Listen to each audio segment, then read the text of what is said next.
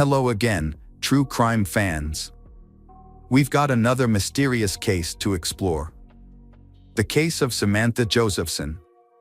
Samantha Josephson was born to Seymour and Marcy Josephson in Princeton, New Jersey, and grew up in Robbinsville, New Jersey. She majored in political science at the University of South Carolina.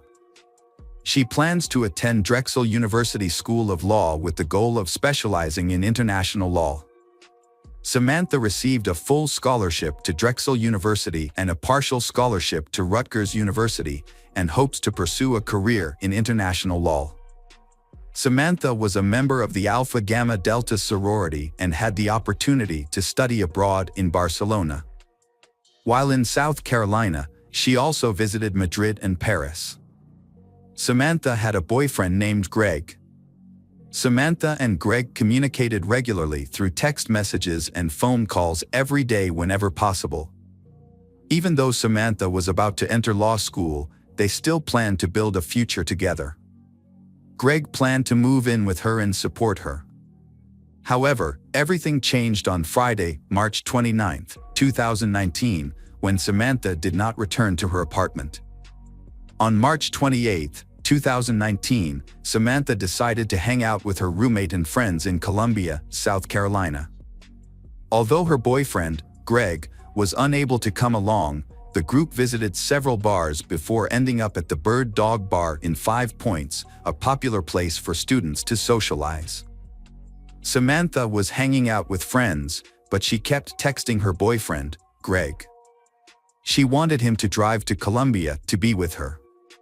However, they had plans to meet up the following weekend, so Greg decided not to go to Columbia with her. He kept in regular contact with Samantha. Around 2 a.m., Samantha left and returned to her apartment alone. She called an Uber to get home. Samantha was waiting for an Uber. While waiting, she talked to Greg on the phone at around 2:04 a.m. and told him she was on her way home. She had used Uber many times before to get to and from bars. Shortly after requesting a ride, a car pulled up at the curb where Samantha walked up to the car, realized it wasn't hers, and then turned around to return to her spot on the sidewalk. She was wearing an orange shirt and black pants. After some time, a black Chevrolet Impala pulled up in front of Samantha. She said goodbye to Greg, assuming the Impala was her ride. She opened the door, exchanged a quick word with the driver, and got into the back seat. The car sped off immediately. Meanwhile, the actual Uber she had ordered arrived at the pickup location, but the driver couldn't find Samantha and eventually canceled the request and left. The black Chevrolet Impala circled the area several times before targeting Samantha. This behavior suggests that the driver was aware of the college students who congregated on 5 Point streets after the bars closed, waiting for the car to leave. Meanwhile, Samantha's boyfriend, Greg, had been tracking her movements using the Find My Friends app to make sure she got home safely. He noticed that she was moving in the opposite direction of her apartment, which initially did not raise any concerns because he thought she might be visiting a friend. However, when he texted her to check in, he received no response. Greg tried calling Samantha, but she didn't answer. He sent her multiple texts, but they showed up as delivered, not read. This meant Samantha wasn't reading his messages. Her phone's location stopped sharing, which surprised Greg because it had never happened before. He thought maybe she had left her phone in the Uber. Concerned, Greg contacted her friends and roommate to see if they had heard from her or if she had made it home safely. However, no one had any news about her whereabouts. Greg decided to rest, hoping Samantha would show up tomorrow morning. The next morning, Samantha was missing. Her roommates filed a missing person report. Her boyfriend, Greg, drove 2 hours to Columbia to help search for her. Shortly after the report was filed, a group of turkey hunters found the body of a young woman in a wooded area in New Zion, about 65 miles from 5 Points. The hunters immediately called 911 after the discovery, and the local sheriff's office quickly dispatched deputies to the scene. The body was later confirmed to be Samantha Josephson.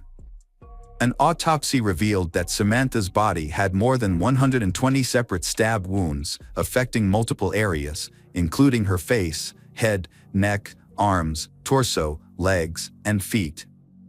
In an attempt to defend herself, her fingernails were severely damaged as she tried to evade a sharp object. Evidence suggested a double-edged knife had been used, and she had then been dragged into the woods. An autopsy revealed that her body contained only 20 milliliters of blood. Samantha had suffered severe blood loss. Police quickly obtained surveillance footage from the bar the night of the incident, which showed Samantha getting into a black Chevrolet Impala. The footage showed the car circling the block several times. Police discovered that Samantha had accidentally gotten into the killer's car, thinking it was her Uber. The Uber that Samantha had called arrived a short time later. However, when the driver realized that Samantha was not there, he canceled the ride and left. Police believe that the suspect may have used a childproof lock to lock her inside, as when the childproof lock is on, the doors can only be opened from the outside of the car, so Samantha would not have been able to get out at that point. A description of the vehicle was released to the public in hopes of identifying the perpetrator, and shortly after, police spotted a black Chevrolet Impala during a 3 a.m. patrol on March 30th, while patrolling the area where Samantha was abducted. When the police stopped the car, the driver immediately jumped out and started running. After a short chase, he was arrested. When police checked his ID, they discovered that the man arrested was Nathaniel Rowland, 24, of New Zion. During a search of the vehicle, patrol officers discovered a child car seat in the back, surrounded by blood stains. This discovery prompted them to call for backup. As police suspected it was a crime scene, homicide detectives were called to investigate and conducted a thorough search of the vehicle. They discovered multiple blood stains on the passenger seat and in the trunk, as well as a bloody footprint on one of the rear windows. Samantha's cell phone was found on the floor of the car. Police later discovered that Nathaniel had tried to sell it to a pawn shop earlier that day, but he had refused their offer of $125 and left the phone in the car. Police also found that the child locks were activated, which Nathaniel had used to lock Samantha inside. Several cleaning products, including bleach, window cleaner, and antibacterial wipes, were found in the car. Nathaniel had cleaned his car, but there was still a trace of blood in the car. During questioning, Nathaniel repeatedly denied any involvement in the kidnapping and murder of Samantha Josephson, despite the overwhelming evidence against him. He maintained his innocence. Police searching Nathaniel's body discovered traces of Samantha's DNA under his fingernails. However, no DNA from Nathaniel was found on Samantha's body. Police pieced together the evidence and speculated that Samantha was the victim of a sudden and violent attack. The fact that the child-proof locks in the car were still active at the time of Nathaniel's arrest led them to conclude that he must have activated the feature as soon as Samantha got into the car. Nathaniel suddenly stabbed her multiple times with a double-edged knife. Taken by surprise by the brutality of the attack, she struggled to fend off the blows, which explains the multiple stab wounds to her hands and the severe damage to her fingernails. Samantha was attacked by Nathaniel, who scratched Nathaniel's hand, leaving skin cells under her fingernails as evidence. After the attack, Nathaniel drove to a remote road in New Zion and dumped Samantha's body in the nearby woods. Upon returning home, Nathaniel posted on social media, acting as if nothing unusual had happened. Nathaniel's neighborhood is minutes away from where Samantha's body was found. A background check on Nathaniel showed that he attended South Carolina State University in 2017. However, there is no record of him graduating and it is unclear what job he was doing at the time of the incident. Nathaniel was previously arrested for assaulting and robbing a woman in October 2018. Police searched Nathaniel's girlfriend, Maria Howard's apartment in New Zion, where he was living. They found evidence in a trash can behind the apartment, including a sock and towel with blood stains on it, which belonged to Nathaniel. The blood was later determined to be Samantha's. Police also discovered a blood-stained white cloth, duct tape, bleach wipes with blood on them, and a double-edged knife with obvious blood stains. Tests later confirmed that blood found on the double-edged knife, bed sheets, car, and bleach wipes matched Samantha Josephson. Nathaniel was charged with kidnapping and murder. The trial took place. Nathaniel maintained his innocence despite overwhelming evidence against him. In the summer of 2021, Nathaniel's defense team argued that he was innocent, as there was no DNA of his on Samantha. Prosecutors countered Nathaniel's claim of innocence with a large amount of evidence gathered in the case. Key evidence included CCTV footage showing Nathaniel's car picking up Samantha in 5 points and driving away, as well as several incriminating physical pieces of evidence found in his car. Additionally, cell phone tracking showed that Nathaniel and Samantha's phones were in the same location at the time of the murder. Furthermore, Nathaniel lived near where Samantha's body was discovered. The prosecution presented 31 witnesses, including a person who saw Nathaniel cleaning the murder weapon, the pawn shop owner to whom he tried to sell Samantha's cell phone, and Nathaniel's ex-girlfriend, who claimed that her daughter had blood on her shoes after being in Nathaniel's car. After the murder, Nathaniel did not contact any witnesses to testify in his favor, and no members of Nathaniel's family came forward to defend him. Despite this, Nathaniel maintained his innocence and appealed to the judge. The jury deliberated for only an hour before returning a guilty verdict, and Nathaniel was subsequently sentenced to life in prison without the possibility of parole. Hello friends, welcome to our channel. Today we're going to take a look at another horrible case with you. The case of Samady Fonseca Fernandez. Samady was born in Costa Rica in February 1975. Her family and early life are not well documented. She spent her childhood in an area called Cuba, where she lived with her mother, Sonia Fonseca. Samady attended a local school, where she demonstrated a challenging and conflicted personality from an early age. She had difficulty accepting rejection and often used force or deception to get what she wanted. People who knew her recall that Samady's striking appearance and perfect figure made it easy for her to charm men, but she struggled to maintain relationships.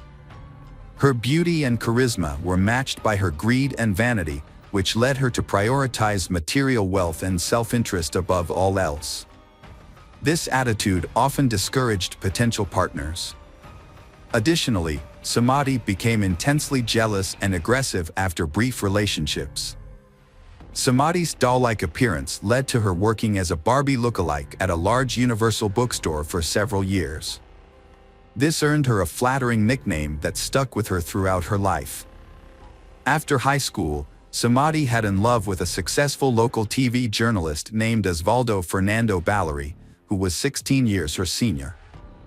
Samady had a long and serious relationship with Osvaldo, with whom she had 2 children, Christopher and Christina. However, due to constant scandals and jealousy, they separated in 2012. After Osvaldo's sudden death, it was discovered that he had not included Samady in his will. Samady took matters into her own hands and seized Osvaldo's house, changing the locks to prevent his relatives and heirs from entering. She also took some valuable items that belonged to Osvaldo. His family members were outraged and went to court to accuse Samady of theft. The police eventually forced Samady to leave the house, but she was not charged with a crime. Samady had other relationships, including one with Miguel Angel Perez, with whom she had a daughter named Maria. This relationship was reportedly official, but ended in divorce after a few years.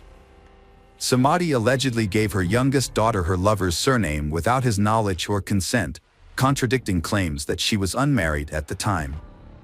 Interestingly, some of her lovers have mysteriously disappeared or died under unclear circumstances, yet this trend went unnoticed for a long time.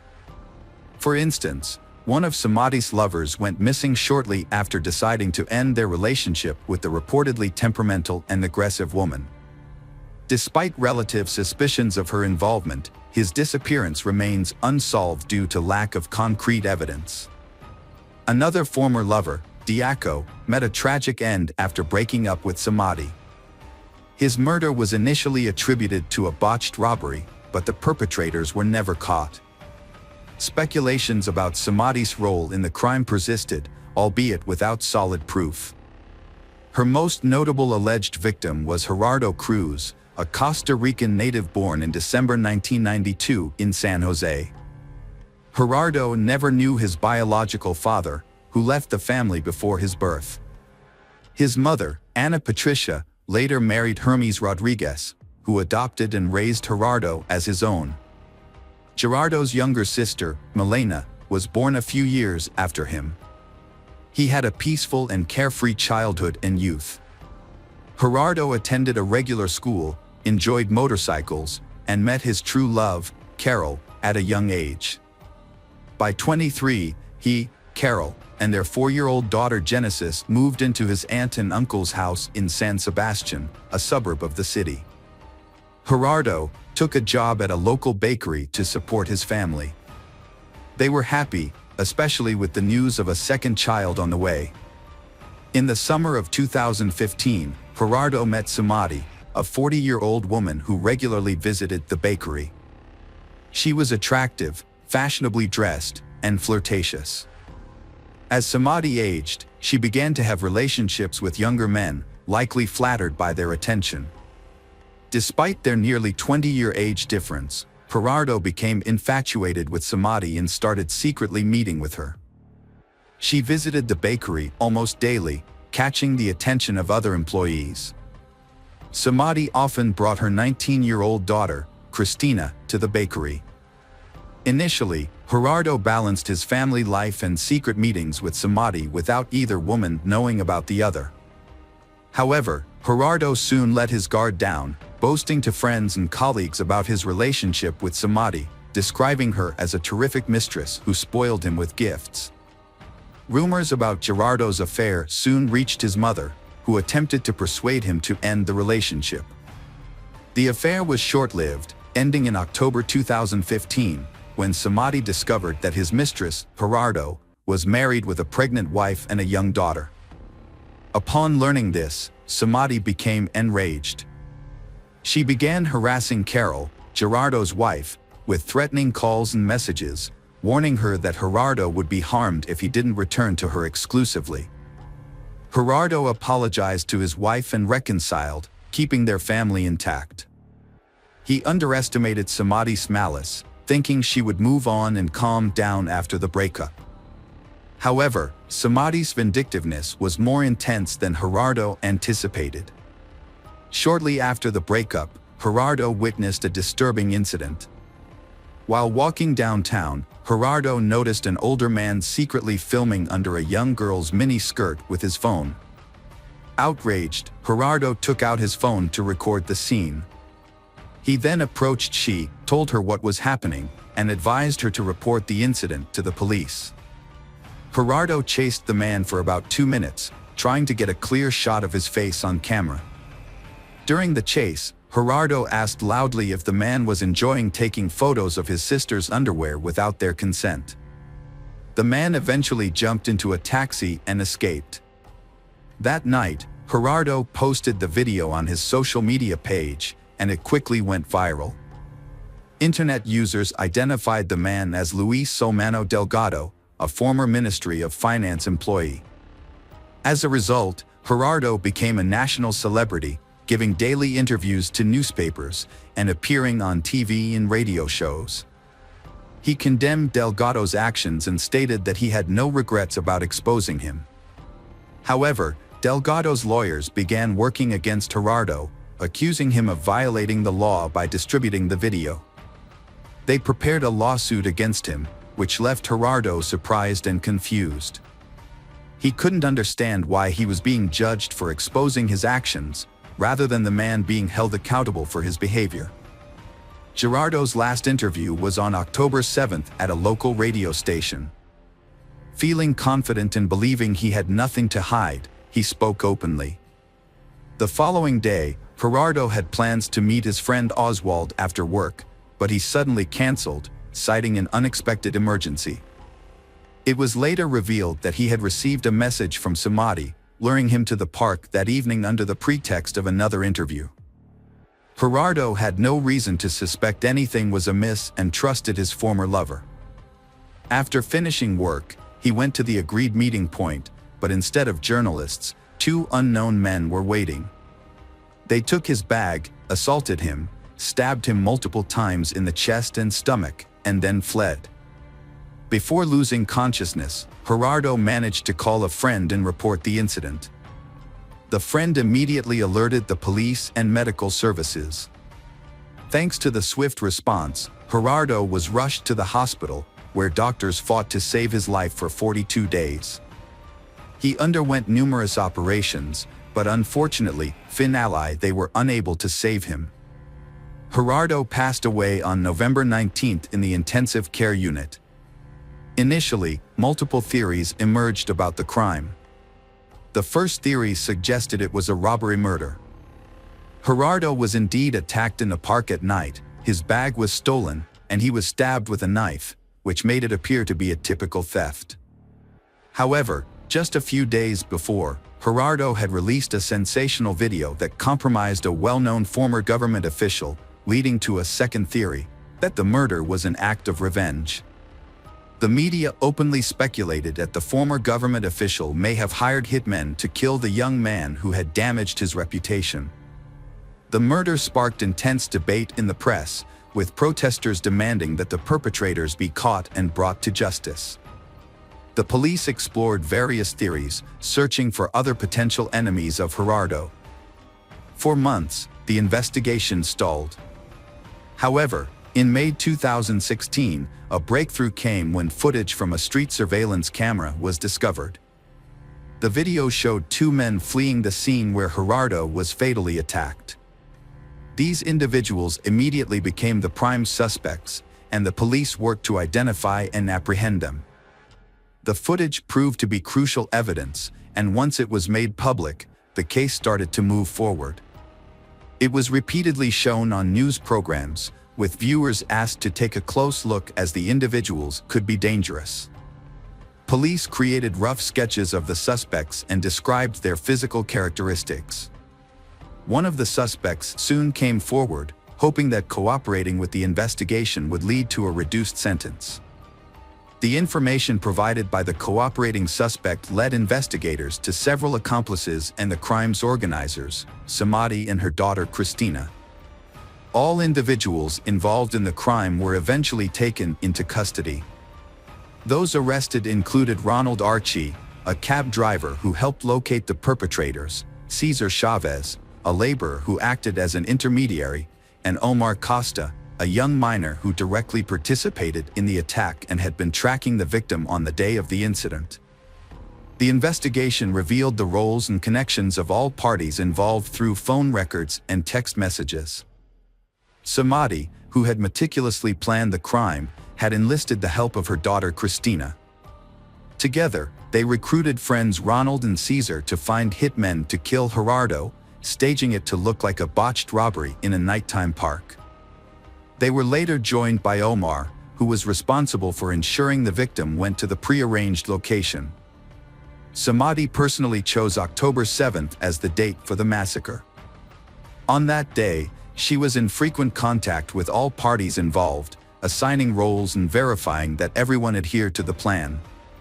Gerardo was attacked, stabbed multiple times, and robbed of his bag and jacket. These stolen items were later given to the police as evidence. The primary evidence against Samadi was a series of text messages detailing the murder plan and each participant's role. Samadi was so confident she wouldn't get caught that she didn't bother deleting the incriminating messages. Her motive for the crime was jealousy. She didn't want to share her lover with his wife. If she couldn't have him, no one would. She carefully planned the crime, involving her own daughter, who assisted her throughout. Samadi and her daughter were immediately arrested, with no possibility of bail due to the risk of them fleeing the country. Their accomplices were also detained, except for Omar, the youngest participant, who was handed over to juvenile authorities. The investigation spanned a year and a half, concluding in December 2017 when the trial of all parties involved in the criminal conspiracy commenced. It was revealed that Samadi had a history of run-ins with the law, including a prior arrest for forging documents to obtain state benefits, for which she received only a fine. New information also emerged about Miguel Angel Perez, ex-husband of Samadi. It was discovered that Samadi had given their child Perez's surname without his consent. She then successfully petitioned the court to order him to pay child support, which he did for over 3 years. However, it was later uncovered that the entire process had been fraudulent. As a result, Samadi was sentenced to 3 years in prison and a substantial fine. During the trial, Gerardo's wife testified that she had been aware of his affair with Samadi. She stated that Samadi had threatened Gerardo with death, but he had not taken these threats seriously. The primary motive behind the crime, as previously stated, was Samadi's jealousy and wounded pride, stemming from her inability to accept that her younger lover had chosen to remain with his wife. Thanks to phone records, it was discovered that the mother and daughter had planned the crime together. Additionally, after the release of the CCTV footage showing the killers, Christine had a nervous breakdown. She called her mother, sobbing, and was close to going to the police to confess. However, her mother calmed her down, assuring her that the investigation would not lead to them. The verdict was announced on January 23, 2018. According to the court's decision, Samadi was sentenced to 30 years in prison, while Christina, Ronald, and Caesar each received 25-year prison sentences. One of the killers was sent to a juvenile detention center, and the other had not been found at the time. Omar, who had been stalking the victim, was acquitted. The victim's family was awarded $140,000 in compensation for their loss. After the verdict, the family expressed gratitude to the court for the fair punishment of Gerardo's killers. However, it soon became known that Samadi and Christina's lawyers had filed an appeal to reduce their sentences. As a result, each participant's sentence was reduced by 5 years. Samadi is currently serving her 25-year sentence in a Costa Rican women's prison. Hello friends, welcome to our channel. Today we're going to take a look at another horrible case with you. The case of Sarah Stern. Sarah Elizabeth Sarah was born on March 24, 1997, in Neptune City, New Jersey, to Michael and Susan Sarah. As their only child, Sarah received all the love and attention from her parents, who had been unable to have more children due to health issues. Sarah grew up to be a lively, cheerful, and outgoing child. She was involved in various activities, including school theater, photography, drawing, swimming, and softball. Her passion was art, and she aspired to become an artist or designer. After graduating from high school, Sarah enrolled in a local college to pursue her dream. Tragedy struck in the autumn of 2013 when Sarah's mother, Susan, passed away after a long battle with cancer.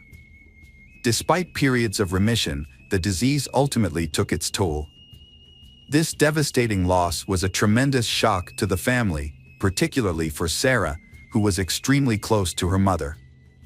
After a period of struggling with depression, Sarah began to support her ailing father and care for their beloved dog, Buddy. As time passed, her life started to improve, and she set goals for the future. Upon graduating from college, Sarah planned to apply to a prestigious university in New York. Before pursuing further education, she hoped to travel the world, with a particular interest in visiting Canada and possibly even living there for a while. Her father, Michael Sarah, frequently traveled out of state for work, often for weeks at a time. However, he never worried about leaving Sarah alone, as she was a grown and independent young woman, and their town was considered safe. But on the night of December 3, 2016, around 2:30 a.m., an unsettling incident occurred. A concerned citizen reported an abandoned vehicle on the Belmar Bridge along Highway 35, prompting the police to become involved. The area was usually deserted at night, which made the lone, empty vehicle stand out. A taxi driver, who was taking a shortcut home across the old bridge on the outskirts, noticed the car parked on the side of the road. He stopped to see if anyone needed assistance, but found the vehicle empty with no one around. Concerned that the driver might have jumped into the water below, a tragic occurrence that had happened before in this spot, the taxi driver called the police. Police officers responding to the scene found the car's keys in the ignition and no signs of blood or struggle, leading them to initially believe that the owner may have intentionally left the car on the bridge to jump into the river. To investigate further, they checked the car's ownership and discovered it belonged to 85-year-old Lily Sarah, who lived in a nearby town.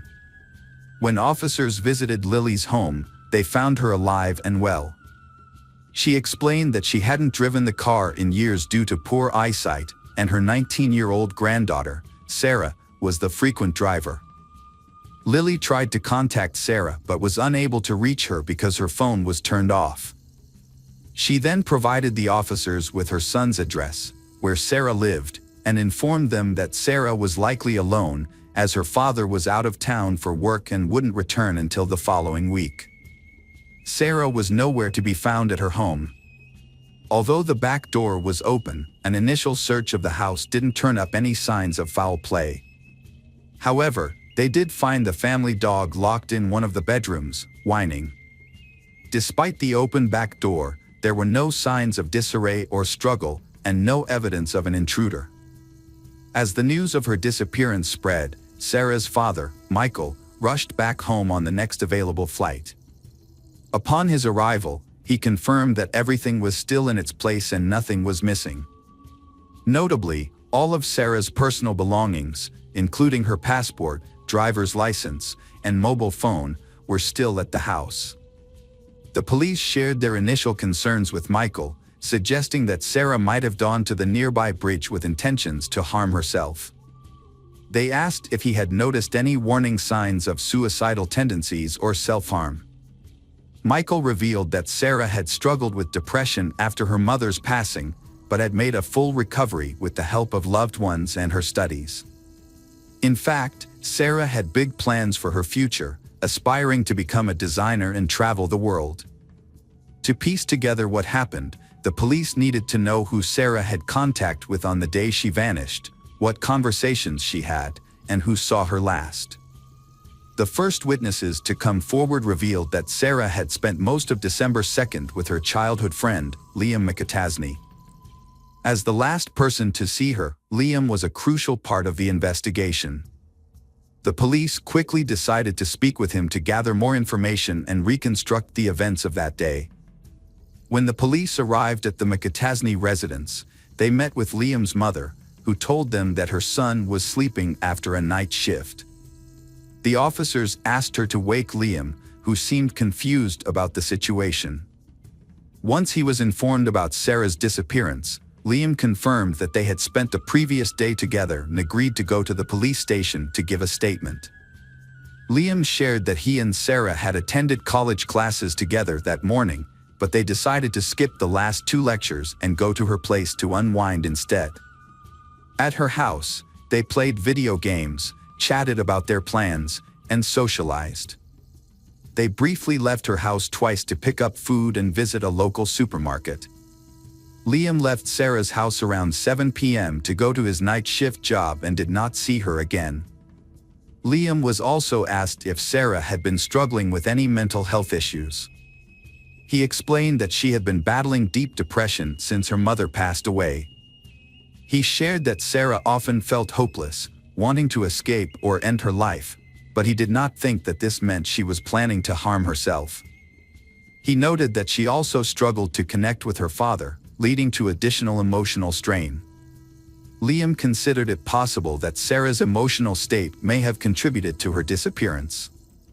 However, it was also clear that Sarah was planning a trip to Canada around that time and had recently exchanged money in preparation for her travels. Liam's testimony gained credibility when Canadian dollars were found in her bedside table drawer, though the amount was relatively insignificant. Preston Taylor, a close friend from high school, corroborated Liam's story. Preston mentioned that Sarah had struggled with depression, leading him to wonder if she had fled to Canada or taken her own life by jumping off a bridge. His emotional testimony underscored the strong bond he shared with Sarah. Despite these accounts, investigators soon ruled out the possibility of Sarah fleeing the country due to the absence of her passport. As a result, the search focused on the more distressing possibility of her having jumped to her death. A comprehensive search operation was launched along the river, involving divers, specialized equipment, and hundreds of volunteers, including police. However, strong currents posed a challenge, potentially carrying her remains or personal belongings far from the bridge, and thorough searches of both riverbanks were necessary to try to find any signs of Sarah. Among the volunteers searching for Sarah were her friends Liam and Preston. Despite their efforts, the search yielded nothing, prompting law enforcement to re-question those closest to Sarah. It was during this process that discrepancies in their accounts began to emerge. Sarah's friends and classmates described her as a happy and carefree person, with no signs of depression or problems with her father, whom she often spoke about affectionately. However, Liam and Preston's behavior after Sarah's disappearance raised eyebrows. They initially acted as if they had lost a loved one, gaining sympathy from many. But over time, their behavior seemed increasingly insincere, as if they were performing for an audience. The fact that Liam and Preston had only recently become close, about a month before Sarah's disappearance, raised suspicions and led the police to re-question them. Liam was visibly shaken when he was brought in for further questioning. The investigator asked him about his relationship with Sarah and Preston, and Liam explained that the three of them had grown up together on the same street and attended the same school. They were extremely close, sharing their deepest secrets and dreams with each other. Preston had even taken Sarah to prom, but they had never been romantically involved. Liam clarified that his relationship with Sarah was more than just friendship; he considered her like a sister. They had even listed each other as siblings on social media. Sarah had confided in Liam about her family, telling him that her mother had left her a significant amount of money in a safety deposit box at the bank. Sarah didn't trust her father, who claimed a right to the money, so she planned to retrieve it soon and move to Canada. However, when the investigator shared this information with Michael, Sarah's father, he provided a conflicting account. According to Michael, his wife had been saving money for Sarah's future since her birth, setting aside funds for education, a wedding, or a down payment on a house. The money had been stored at home in a shoe box, containing old and worn-out bills, but no one had thought much of it at the time. After Sarah's mother passed away, her father gave her a large sum of money, which he advised her to put in the bank. Sarah took his advice, dividing the money between her checking account for everyday expenses and a safe deposit box for the rest. She intended to use the money for graduate school and travel. Michael claimed he wasn't interested in the money for himself. When investigators discovered that Sarah had access to a significant amount of money, they began to suspect that her disappearance might be related to her finances. They decided to look into her financial transactions, including her bank account and safe deposit box. Their investigation revealed that Sarah had withdrawn a large amount of cash from an ATM just a few days before she disappeared, and had also accessed her safe deposit box at the bank around the same time. The detectives were in for another surprise when they reviewed the bank's surveillance footage, which showed that Sarah was not alone when she visited the bank on December 1st. Liam was with her, raising questions about why he hadn't mentioned this earlier.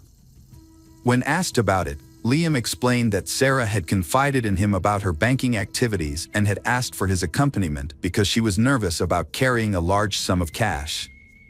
Liam's hesitation was evident, but his story seemed plausible, and his demeanor appeared genuine. Further investigation led to the discovery of a security camera in a neighboring house that had captured footage of the street and Sarah's yard.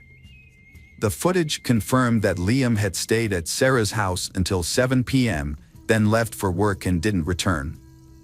Meanwhile, the silver sedan was seen leaving the garage around 11 p.m. This new information added a chilling twist to the already disturbing case. In a surprising turn of events, an acquaintance of Sarah's named Anthony walked into the police station about a month after her disappearance. Unaware of the recent events, Anthony had been out of town for several weeks.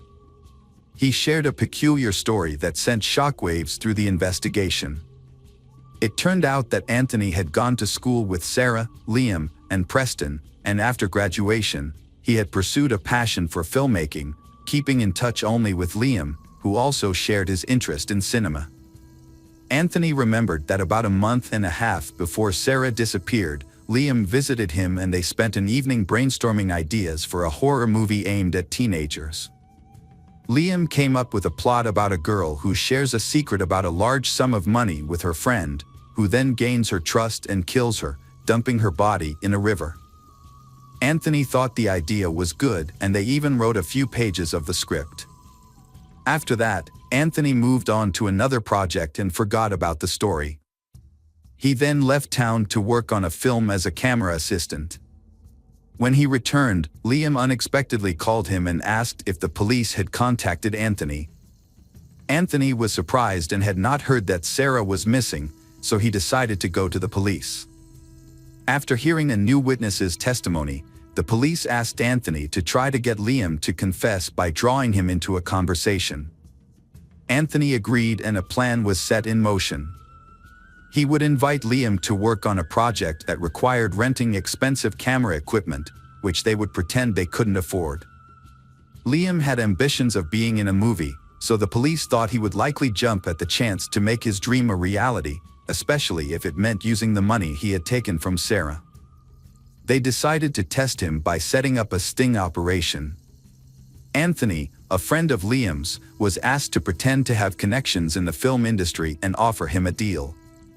Anthony met with Liam and suggested they discuss the details in person. Unbeknownst to Liam, a hidden camera had been installed in Anthony's car to capture any incriminating evidence. When Liam got into the car, he looked around nervously, as if he suspected something was off. He then handed Anthony an envelope containing $2,000 in cash and asked if it was enough to rent the equipment they would need for the movie. Anthony agreed, and then asked Liam where he had gotten the old bills.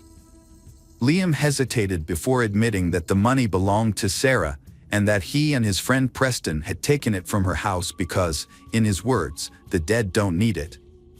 Although Liam didn't provide any further details, his admission was enough for the police to arrest him and his friend Preston on suspicion of a crime. Preston, Liam's accomplice, quickly began cooperating with the authorities and struck a deal with the prosecution. He told them that he hadn't directly participated in the crime, but had helped Liam cover his tracks and get rid of Sarah's body. According to Preston, Liam started plotting to take Sarah's money as soon as he found out about it. Sarah had kept her inheritance a secret, even from her closest friend, for a long time. However, when she began making serious plans for a trip to Canada, Liam asked her how she intended to pay for it, and she revealed that she had inherited a sum of money from her mother. Liam then persuaded her that it would be safer to store the money in a home safe rather than a bank vault, and he urged her to withdraw the cash. Liam, determined to carry out his plan, waited for the perfect opportunity while Sarah's father was away on a business trip. He enlisted the help of his friend Preston, promising him $25,000 in exchange for his assistance. Liam had Sarah withdraw a large sum of money from the ATM, but didn't check the exact amount. They spent the next day together, waiting for the right moment to strike. When the time came, Liam separated Sarah from her dog by locking it in another room, then approached Sarah from behind and attempted to strangle her. However, the crime proved more difficult than Liam anticipated. Sarah, being physically strong and athletic, resisted fiercely, resulting in an intense struggle until she eventually lost consciousness. But despite his best efforts, Liam was unable to determine whether she had truly succumbed. Sarah continued to show signs of life, leaving Liam to prolong his efforts to ensure her demise. This took nearly 30 minutes. Only when Liam was certain Sarah was dead did he leave her house, going about his normal routine by heading to work. He then had Preston follow up on his original instructions, no doubt aiming to ensure their sinister act would go unnoticed. Liam McAtasney snuck into Sarah's house through the back door, avoiding the camera's view, and dragged the body to the garage. He then cleaned up the room to remove any evidence. A couple of hours later, he returned to the house, took a small safe from Sarah's room, and placed the body in the car. Liam drove away carefully to avoid being caught on the neighbor's camera. He met Preston at a bridge, where they transferred the body to Preston's car and then disposed of it in a nearby river.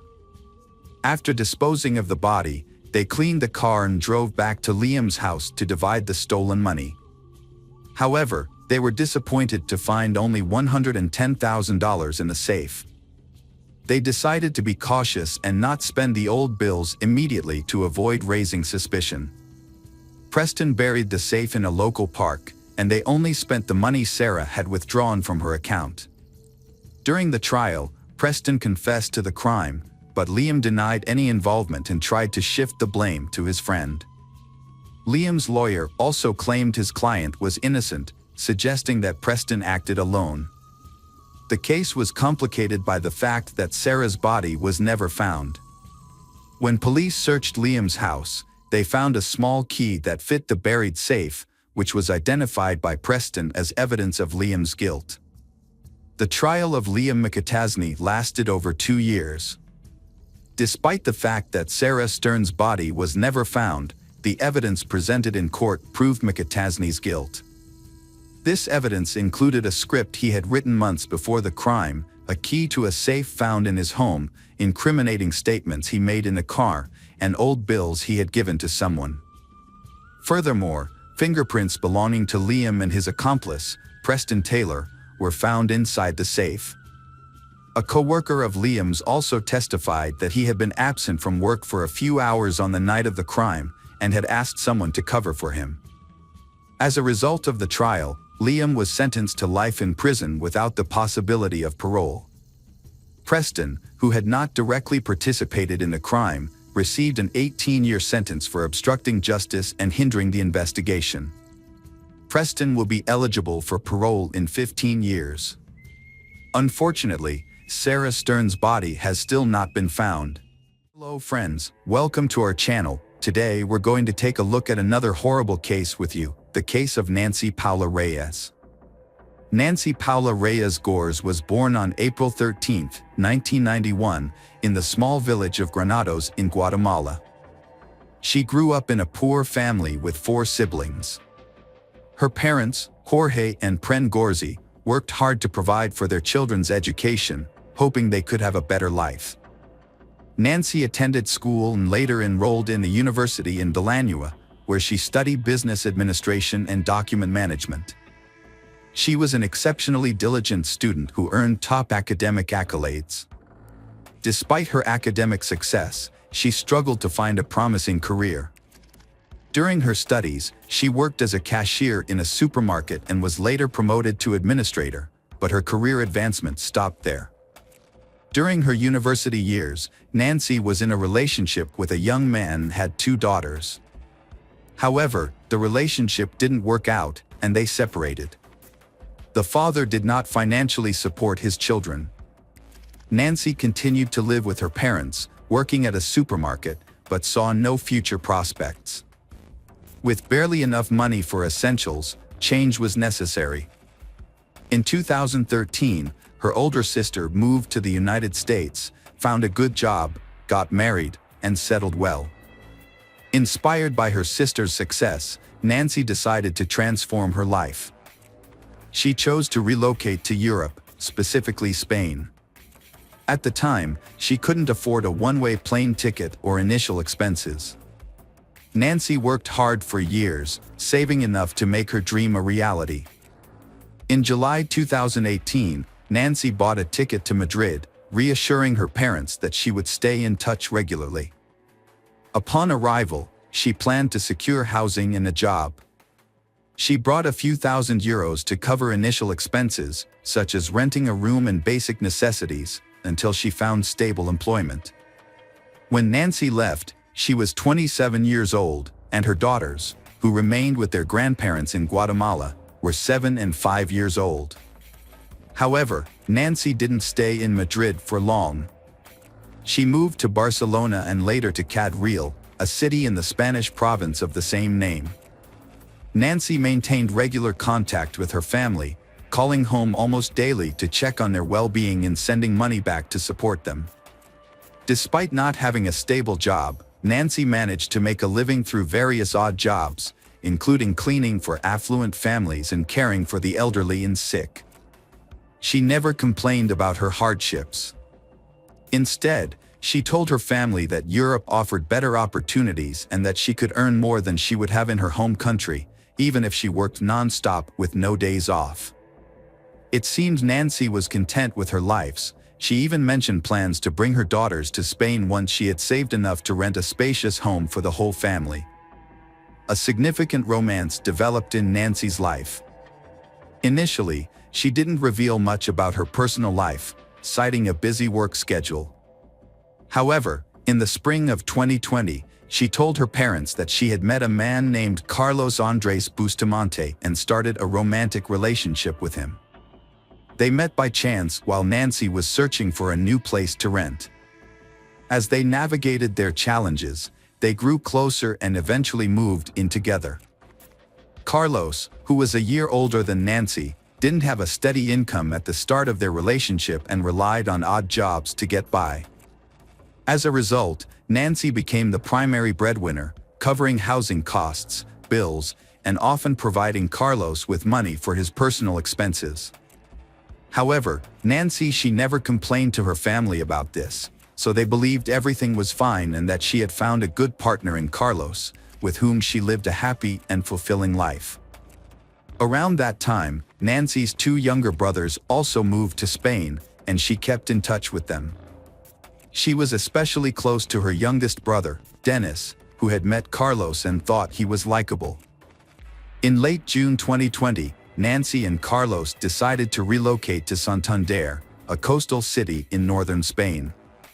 When Nancy spoke to her family on the phone, she mentioned that the climate was better and there were more job opportunities. However, issues began to arise in her relationship with Carlos, which she tried to keep to herself. Carlos was jealous, hot-headed, and cruel. He was content with being financially supported by Nancy and lacked ambition.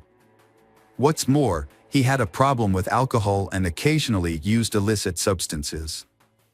Although he frequently promised to quit and find a stable job, Nancy started to doubt whether she should continue the relationship. When Nancy discovered she was pregnant, Carlos seemed overjoyed and promised a better life. However, his behavior worsened. He continued to drink and use drugs, taking money from Nancy or his mother. Carlos also started physically abusing Nancy, who tried to hide this from others. On August 12, while Nancy video chatted with her parents, Carlos yelled at her, demanding that she tell him who she was talking to. Despite her explanation, he snatched the phone, verified the caller, and then threw the phone onto a chair before walking away. The next day, Carlos repeated this behavior, grabbing the phone from Nancy while she spoke to her family. He insulted and threatened her, leaving Nancy frightened. However, she told her relatives that Carlos's behavior was due to jealousy and insisted that everything was fine. Her parents urged her to contact the police, but Nancy believed she could handle the situation herself. On August 17, Nancy had a concerning phone conversation with her sister. She stated that if anything happened to her, Carlos would be responsible. Although her words were alarming, she didn't explain further and instead asked her sister to care for her children if necessary. This was the last time Nancy's sister heard from her. Nancy, who was pregnant, mysteriously vanished on August 20th. At around 2 p.m., she texted her father, promising to call later that evening, but she never did. It was unusual for her not to follow through on her promise or respond to her family's calls. When her family tried to contact Carlos, he didn't answer his phone either. The situation was worrying, especially since they had recently moved to Santander and had no friends there. Nancy's brothers lived on the other side of the country, making it difficult for them to check on her immediately. A few days later, a suspicious message was sent from Carlos's phone, stating that he and Nancy had argued and decided to separate. According to the message, Nancy had packed her belongings and left to find her own apartment, was ignoring Carlos's calls, and he had no idea where she was. Nancy brothers suggested that Carlos come to Ciudad Real so they could report Nancy missing to the police together. Carlos agreed but didn't show up or file the report. He also stopped communicating with Nancy's family. Nancy's relatives reported her disappearance to the police themselves. Meanwhile, her brothers found Carlos's mother's, Sandra Bustamante, address through Nancy's friends. When they visited Sandra and explained the situation, she burst into tears. She confessed that she suspected her son was capable of harming Nancy, but didn't provide any details. Sandra didn't know where Carlos and Nancy were. Carlos wouldn't answer her calls, only sending brief messages telling her not to ask questions and to give him time. The next day, Sandra is questioned at the police station about Nancy's disappearance and the whereabouts of her son, Carlos. Sandra shared the same information she had told Nancy's brothers the day before and showed the police a long text message Nancy had sent her before she went missing. In the message, Nancy begged Sandra not to give Carlos any money, no matter what sad stories he might tell her. Nancy said Carlos would spend the money on alcohol and drugs, which made him aggressive and cruel. He had no intention of finding a job or overcoming his addictions, and his behavior was becoming increasingly threatening.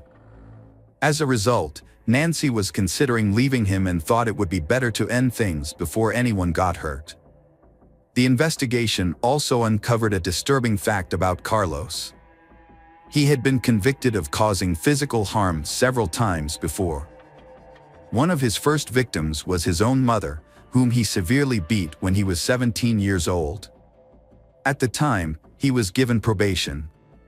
However, after leaving his family's home, he served short sentences for assaulting women he lived with and tried to have relationships with. The investigation was just getting underway, but within the first few days, several intriguing details came to light that suggested the union between Carlos and Nancy was troubled from the start. Carlos had a history of aggression, was unemployed, struggled with addiction, had a criminal record, and was prone to uncontrollable rage. Nancy's occupation wasn't as straightforward as she claimed. Her work generated substantial income, more than a housekeeper or caregiver could earn. In reality, Nancy offered escort services to wealthy individuals, including Spanish and other tourists, which is why she moved to Santander. Carlos initially accepted Nancy's occupation as it supported them financially. However, upon learning of her pregnancy, he became consumed by doubts about the child's paternity and grew intensely jealous of her continued work. His behavior became erratic, fluctuating between forbidding her from interacting with men and pressuring her to work for money. The man spent the money he took from his mother solely on himself and his vices. A disturbing discovery was made in a rented apartment, where Nancy and Carlos had been missing for nearly a week. Although Carlos had been in contact, he only sent messages and didn't reveal his location. On August 26th, the police finally obtained a warrant to search their empty rental apartment in Santander, and what they found was shocking, leaving no doubt that Nancy was deceased. Blood was found throughout the apartment, with some attempts to clean it up. However, it was still visible in many areas. Further investigation revealed fragments of bones, hair, skin, and internal organs in the clogged drains of the bathroom and toilet. Forensic analysis confirmed that these remains belonged to the missing woman, Nancy. Although Nancy's body was not found in the apartment, evidence suggested that she had been brutally murdered and dismembered in the bathroom. Her remains were likely disposed of elsewhere. Carlos became the prime suspect in the case, but his whereabouts were unknown.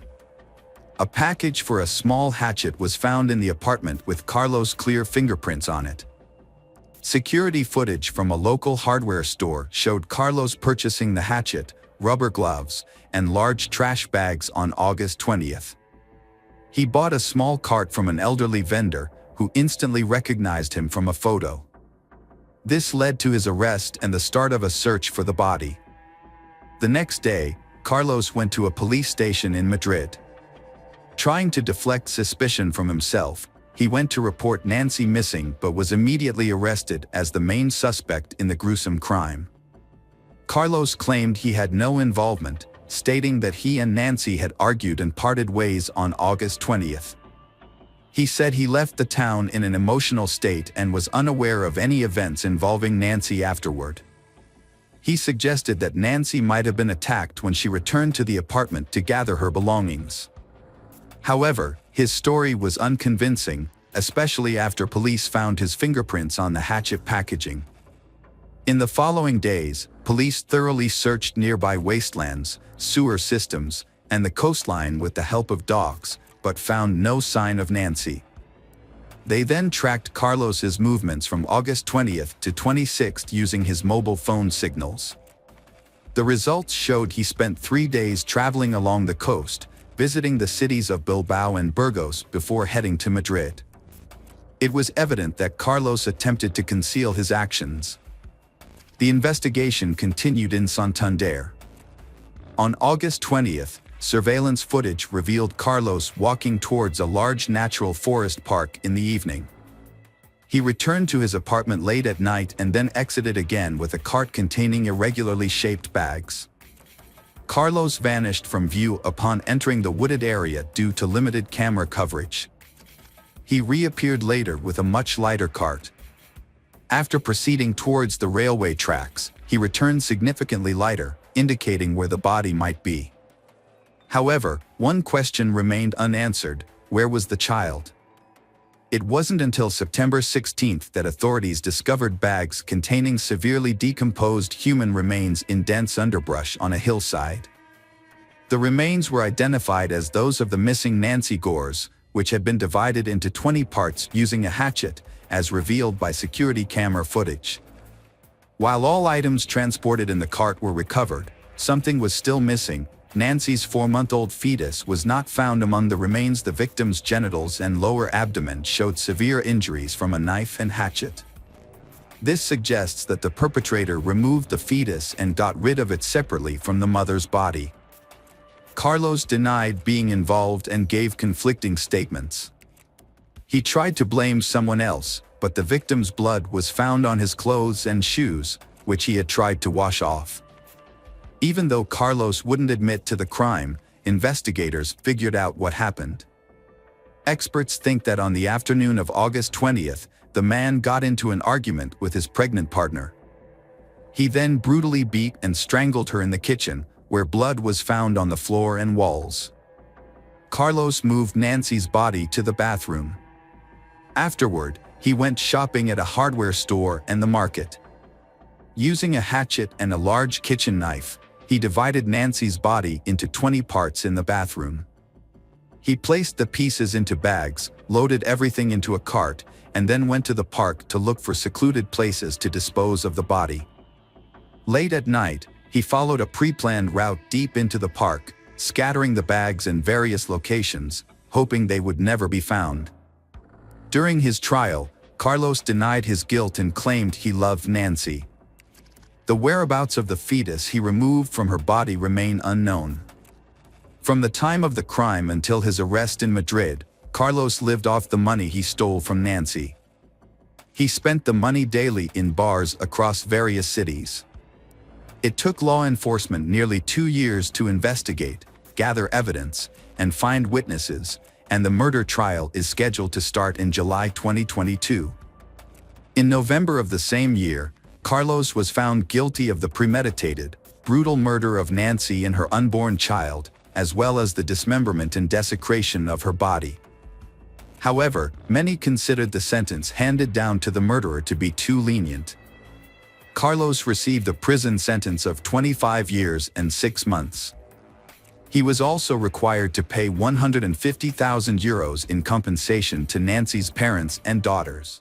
Hello friends, welcome to our channel. Today we're going to take a look at another horrible case with you. The case of Gabriela Alcaino. Gabriela Alcaino was born on May 17, 2001, in Santiago, the capital city of Chile. She was the only child of Federico Alino and Carolina Donosa Campos, and the first grandchild in a large, close-knit family. Her paternal uncle, Rodrigo, who served as her godfather, and her grandfather, Carlos, both adored her deeply, with Carlos regarding her as the central figure in his life. Gabriela grew up in a loving and supportive environment, despite her family's modest means. Her parents, though not wealthy, worked hard to provide her with a good education and upbringing. When Gabriela was 5, her parents divorced, and she lived with her mother, who dedicated herself to raising her. Her father, however, remarried and had 2 younger sons, but he continued to support Gabriela and her mother financially and remained involved in her life. Gabriela was a sweet and friendly child, who was a bit shy but made friends easily. Her gentle nature and lovely appearance earned her admiration from those around her. She excelled academically, enjoyed music, dance, and art, and her parents encouraged her talents. Gabriela cherished her relationships with her younger half-brothers, spending quality time with them at her father's nearby home during weekends and holidays. Overall, Gabriela's childhood was a happy and carefree time, filled with love and support from her family. Gabriela's first love was at the age of 15. She fell for Fabian Chasis Aravan, a fellow student who was a year older. At first, their relationship was innocent and sweet. They would walk together, share ice cream, and steal kisses.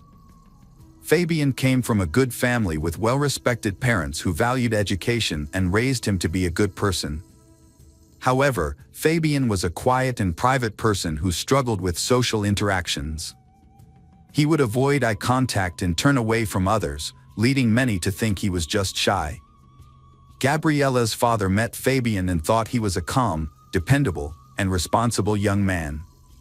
He had a serious talk with Fabian, asking him to take care of Gabriela, and Fabian promised to do so. Initially, Fabian made an effort to be attentive and caring. However, as time passed, a different side of Fabian emerged. He became controlling and cruel, revealing a darker aspect of his personality. Fabian's controlling behavior dominated the relationship. He was intensely jealous and dictated who Gabriela could and couldn't interact with. He monitored her phone activity, insisting on instant responses to his calls and messages, regardless of the time. If she failed to comply, he would throw tantrums, displaying childish and abusive behavior. During the first 6 months of their relationship, Gabriela attempted to downplay Fabian's frequent outbursts of anger and jealousy, believing they would eventually subside. Blinded by her love for him, she tried to meet all his demands and held on to the hope that he would revert to the caring and gentle person she initially fell in love with. Fabian's behavior became increasingly irritable, volatile, and aggressive. He emotionally drained Gabriela, progressing from verbal abuse to physical mistreatment. He would slap her, pull her hair, or grab her hands, often leaving no visible marks. However, bruises would occasionally appear on her wrists and shoulders, evidence of Fabian's rough handling. Gabriela tried to hide her situation, but her loved ones noticed her depressed state and frequent tears. She was no longer her usual cheerful and outgoing self, instead withdrawing from friends and avoiding contact with people Fabian had forbidden her from seeing. Gabriella repeatedly tried to end her relationship with Fabian, but he would not let her go. Despite her efforts to break free, he would pressure her into getting back together.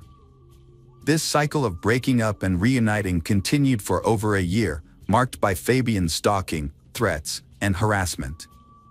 In 2017, Fabian got into trouble for physically attacking a classmate outside of school. Although the details of the incident were unclear, he was accused of mistreatment and assault, which could have led to jail time. However, the case was settled out of court, and Fabian was expelled from school. He was forced to complete his education through homeschooling. When Gabriella finally decided to end the relationship for good, Fabian became angry and desperate. He apologized and promised to change, begging her to take him back. However, when she refused, he began to stalk and harass her.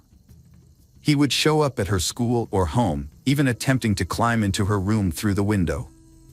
He bombarded her with dozens of calls, texts, voice messages, and social media messages, trying to intimidate her into resuming their relationship. Gabriella was determined to end the relationship, despite Fabian's erratic behavior. His messages veered wildly from apologetic to threatening, but she remained resolute. However, Fabian's actions were unpredictable and frightening. He would often vanish for weeks, giving Gabriella a glimmer of hope that he had moved on, only to reappear and resume his harassment. Fabian's behavior was relentless and intrusive. He would follow Gabriella everywhere, showing up unexpectedly and causing public scenes. His outbursts were loud and intimidating, leaving Gabriella feeling anxious and fearful. As a result, she became reluctant to be alone, always seeking the company of friends or family after school. She would often meet her mother at work and travel home with her, or ask her father or uncle to accompany her on trips. This constant vigilance took a toll on Gabriella, leaving her exhausted and drained over several months. A devastating series of events began to unfold for the Alcano family when a burglar broke into the home of Federico's second wife, taking her life in a tragic turn of events. At the time, the children were at school and Federico was at work, leaving her alone and vulnerable. Fortunately, the perpetrator, a neighbor with a prior conviction, was apprehended immediately. Gabriella and her mother rallied around Federico, offering emotional support and helping him care for the children during this difficult time. Although Gabriella's thoughts were temporarily diverted from Fabian, who had gone missing around the same time, she remained focused on her own goals. She was busy preparing for entrance exams, hoping to secure a spot at one of Santiago's most prestigious universities, where she aspired to study journalism or advertising. However, this tragedy was only the beginning of a series of heartbreaking events that would soon befall the Alcano family. In May 2018, Fabian suddenly re-emerged, beginning a campaign of obsessive stalking that made Gabriella feel unsafe in all aspects of her life. He was able to access her property by climbing over the fence and even showed up at places she regularly visited, such as the supermarket and the mall. By early June, Gabriella was so alarmed by his behavior that she sent screenshots of her disturbing messages with Fabian to her two closest friends, including audio recordings where he explicitly threatened her and demanded they restart their relationship. Gabriella was secretly living in fear for her own safety and that of her loved ones, but she chose not to share her concerns with her family to avoid causing them unnecessary worry. On June 10, 2018, the Alino family came together to celebrate a milestone birthday, Carlos's 80th. Tragically, this joyful gathering would turn out to be the last day of life for Gabriella and her mother, Carolina. The evening had begun on a happy note, with the house filled with laughter, music, and the warmth of a big family meal. As they celebrated Carlos's special day, everyone wished him good health and many more years to come. Gabriella played with her younger brothers and her uncle Rodrigo's children, but despite the festive atmosphere, she seemed somewhat preoccupied and distant. Her uncle noticed her unease and decided to approach her, asking if everything was okay and if something was troubling her. Gabriella gave a sad smile and shrugged, but didn't explain why she was nervous. Her uncle chose not to pry, thinking she would open up when she was ready. However, he later regretted not pressing her for more information. After the party, Federico drove his ex-wife and daughter home. He kissed Gabriella on the forehead, told her he loved her, and reassured her that she could always count on him for support. He then returned home with his younger children. Tragically, this was the last time he saw his eldest daughter and first wife alive. In the early hours of June 11th, a horrific crime took place. Fabian, armed with a hunting knife, climbed over the fence of his ex-girlfriend's house. He planned to sneak into Gabriella's bedroom through the window and attack her. However, just as he was about to enter, the lights turned on, and the back door creaked open. Carolina, who had been unable to sleep, had gotten up to investigate the noise. Fabian pounced on her, pushing her back inside, and began stabbing her repeatedly. Fabian brutally stabbed his Carolina 36 times, with most of the wounds inflicted on her chest, neck, and head. This attack was fatal and left her with no chance of survival. Carolina only managed to scream a couple of times before falling silent. The noise from the attack woke up Gabriella, who rushed downstairs to see what was happening. As she went down, she saw Fabian, covered in blood and clearly enraged. He caught hold of her and dragged her down. Gabriella was desperately trying to call the emergency services with her phone, but she couldn't make the call. In a horrific act, Fabian attacked Carolina and stabbed her once in the chest, piercing her heart and instantly killing her. He then moved her body to the kitchen. After the murder, Fabian tried to cover his tracks by wiping away his fingerprints and cleaning the bloody footprints. He also washed himself and the knife in the bathroom.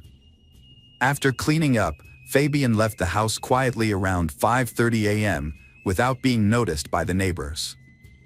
Following the event, Federico appeared unaffected. However, concerns grew when Carolina, typically a reliable and communicative colleague, missed work for 2 consecutive days without answering her phone. Her employer contacted Federico, asking him to find out what had happened to Carolina.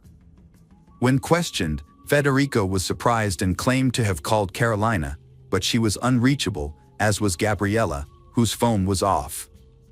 Next, Federico phoned his brother, Rodrigo, but Rodrigo stated that he had neither seen nor heard from the missing individuals since their friend's birthday.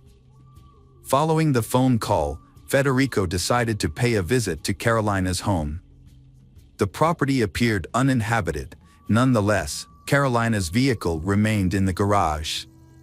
Without forcibly entering, despite possessing a spare key, Federico merely checked on the status of the property. Federico called the police and asked them to check the house, but he didn't enter himself because he was afraid of what he might find. The police officers were puzzled by this, especially since he had a key. When they finally entered the house at 11 a.m., they found the lifeless bodies of Carolina and Gabriella on the kitchen floor, surrounded by pools of blood. Despite the obvious fact that the women had been dead for over a day, Federico was overcome with grief and irrationally demanded that the police call an ambulance to save them. The police had to calm Federico down, but his behavior raised suspicions, and they took him outside to a police car for questioning.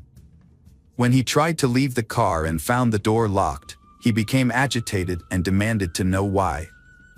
It was then that he realized he was the main suspect in the double homicide. Federico was shocked and devastated by this turn of events, unable to comprehend how he could be suspected of killing his own daughter. Rodrigo arrived shortly after and was equally shocked to learn that his brother had not been released. He was also struggling to come to terms with the investigation revealed that Gabriella's friends reported that she was being stalked by her ex-boyfriend, Fabian.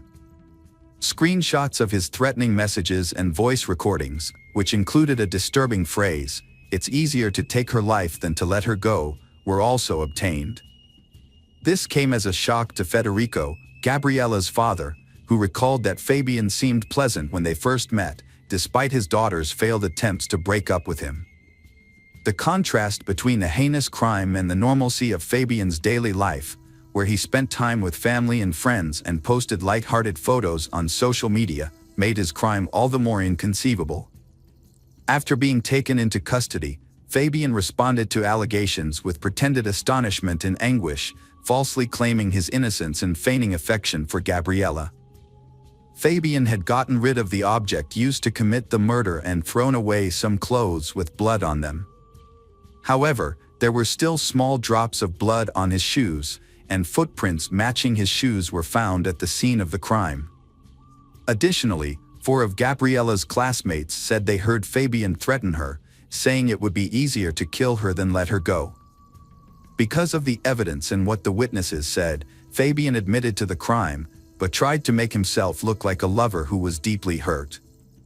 The defendant claimed that his intention was not to harm Gabriella, but rather to have a conversation with her. However, the situation escalated, and he ultimately treated her mother as an unwanted witness.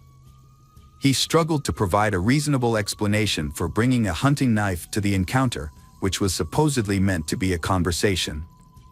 Following the autopsy and other necessary examinations, the victims' bodies were released to their family for burial. A large crowd gathered at the funeral to pay their respects to the deceased and offer condolences to their loved ones. Gabriella was laid to rest in a white dress she had always wanted to wear but never had the chance to. Coralina was buried in a closed casket due to the severe mutilation of her face. Fabian's family hired a skilled lawyer who developed a strong defense strategy, aiming to secure a minimal sentence for his client. During the initial court hearings, the lawyer highlighted Fabian's young age and clean record, pointing out that the attack on his classmate had been resolved outside of court. However, the victim's family pushed for a more severe charge of femicide, which was rejected by the prosecution due to the specific requirements of Chile's law. Since Fabian and the victim were not in a romantic relationship at the time of the crime, the case did not meet the criteria for femicide. The lawyer also argued that Fabian had acted on impulse and was in a state of distress when he committed the crime. As a result, Fabian faced a potential 15-year sentence for the double homicide and assault charges. The victim's family, understandably, demanded the maximum punishment for Fabian. After the initial hearings, the judge gave both the prosecution and defense 6 months to gather evidence. Fabian's lawyer requested his release pending trial, but the judge denied this request, keeping Fabian in custody. Gabriella's father was furious.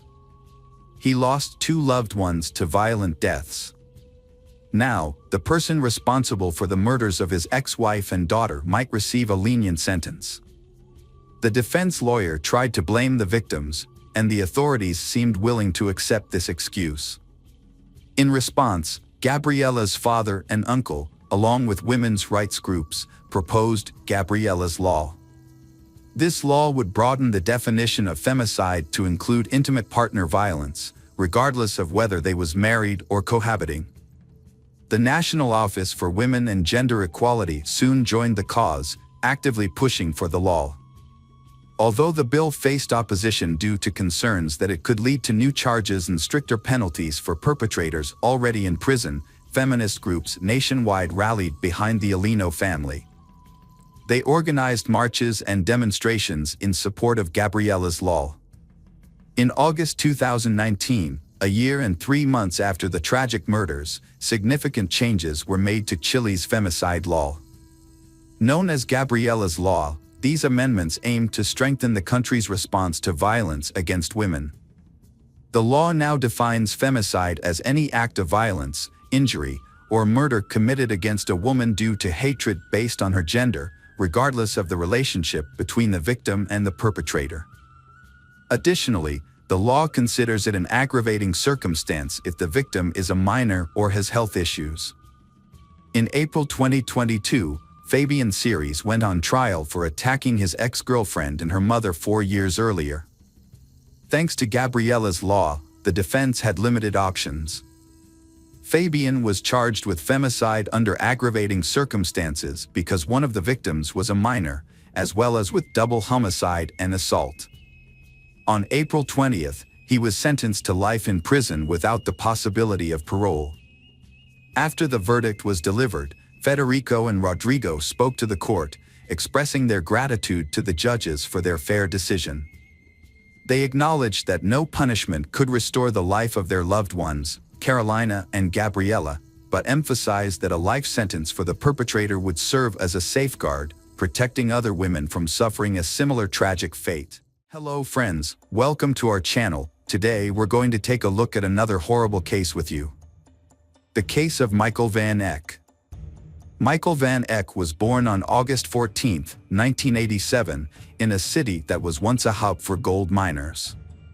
He was the only son among four sisters, Natasha, Michelle, Bianca, and Friana, and grew up in a close-knit family. His parents were caring and provided a comfortable life for their children. Michael's father worked hard to establish his own business, while his mother created a nurturing environment at home that encouraged the growth and development of her children. Michael was a sociable and kind person who excelled in school and sports, earning a black belt in karate that gave him confidence. After completing his education, Michael trained as an electrician, a highly sought-after profession that offered good earnings and job prospects. He worked at the Beatrix mine in the small town of Unison, where he was employed at mine number 4. Not content to rest on his laurels, Michael continued his education to become an engineer. In 2011, Michael, then 23 years old, joined a dating site to cope with a recent breakup and expand his social circle. It seemed like a stroke of luck when he came across the profile of a sweet and smiling young woman that caught his eye. During the ongoing conversation, the man discovered that they shared common interests. Similar to him, she disliked loud parties and excessive drinking, and sought a genuine, meaningful relationship and a strong family foundation. Michael was pleasantly surprised to find a compatible match online. Living with his parents at the time, he shared his excitement and concerns with his mother. On April 2nd, he confided in her about his upcoming date and made an effort to prepare and make a good impression. He withdrew his first paycheck of 1,000 Rand from his account. The only thing that gave him pause was the unusual location his online friend had chosen for their first meeting, the city cemetery. To avoid worrying his parents, he kept this detail to himself. Around 9 p.m. that evening, Michael bid farewell to his family and left the house. He drove to the designated location in his silver Pajero 2007, a gift from his parents for his 18th birthday. As expected, she was running a bit late, but her appearance was striking. She from the internet arrived dressed in a pristine white dress and smiled warmly. The conversation flowed easily, and afterwards, she suggested continuing the evening elsewhere in the cemetery. She invited him to a secluded area with a blanket spread out on the grass, accompanied by a basket of fruit and wine. Michael and his friends had just finished their drinks when his beautiful companion suddenly kissed him. At first, the kiss was pleasant, but it quickly turned into a painful and horrific experience. Unbeknownst to Michael, this kiss was the beginning of a sinister plot. Jane Van Heerden was born in 1991 to parents who were struggling in their marriage. When her mother discovered she was pregnant, they decided to put their divorce on hold and try to work through their issues. However, their efforts were unsuccessful, and the situation at home continued to deteriorate. Unfortunately for Jane, her mother resented her presence, seeing her as a constant reminder of her unhappy marriage. Even after the divorce, Jane's mother held on to her negative feelings, making it difficult for Jane to feel loved and accepted. Jane's behavioral issues and cold demeanor towards her children persisted even after her marriage ended. As a result, her 3 children felt isolated and misunderstood, with Jane, in particular, struggling the most. From a young age, she became withdrawn and sullen, displaying psychological problems.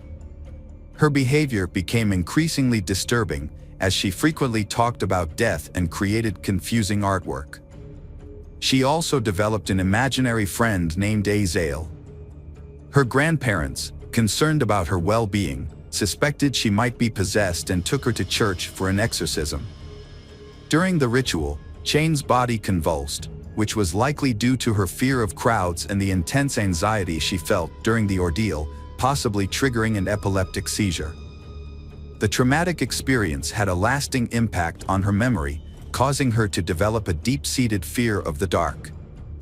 This phobia was further exacerbated by her mother's frightening statement that toys come to life at night, leading Chane to take drastic measures to protect herself, such as taping her doll's eyes shut and restraining them with shoelaces.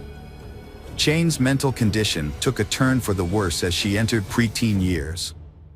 At 10 years old, she had a disturbing episode where she threatened a family guest with a knife while visiting her father. This incident prompted her family to seek professional help, and she was evaluated by a specialist who prescribed sedatives. The medication had a positive impact on her mood and overall well-being for a time. During a period of calm, Chane's father made a conscious effort to spend more time with her, often picking her up from school and taking her on hunting trips. He hoped that by sharing his hobby, he could provide her with the attention and connection she craved. Chane found enjoyment in her father's activities, particularly in tasks like butchering and skinning animals. However, this fascination led her to begin collecting and bringing home the carcasses of small animals, starting with rats and birds, and escalating to cats and dogs. She also took to cutting flesh and occasionally self-inflicted injuries. As it turned out, around age 12, Chane had befriended a man who introduced her to substance use and took advantage of her vulnerability. Fortunately, she ended the toxic relationship on her own, although her sisters had initially kept the situation hidden from their parents. Chane's emotional state was negatively affected by her chaotic childhood. At the age of 15, her mother left for New Zealand, where she started a new relationship and never returned to care for her children. Chane and her siblings were left in the care of their father and stepmother, who did their best to provide for them, but struggled to understand the depth of Chane's emotional issues. Her family initially attributed her behavior to typical teenage struggles. However, her situation took a turn for the worse when she became involved with a 22-year-old man who was interested in Satanism, occultism, and voodoo cults. He had a profound influence on Chane, but his cruel nature often left her feeling belittled and suppressed.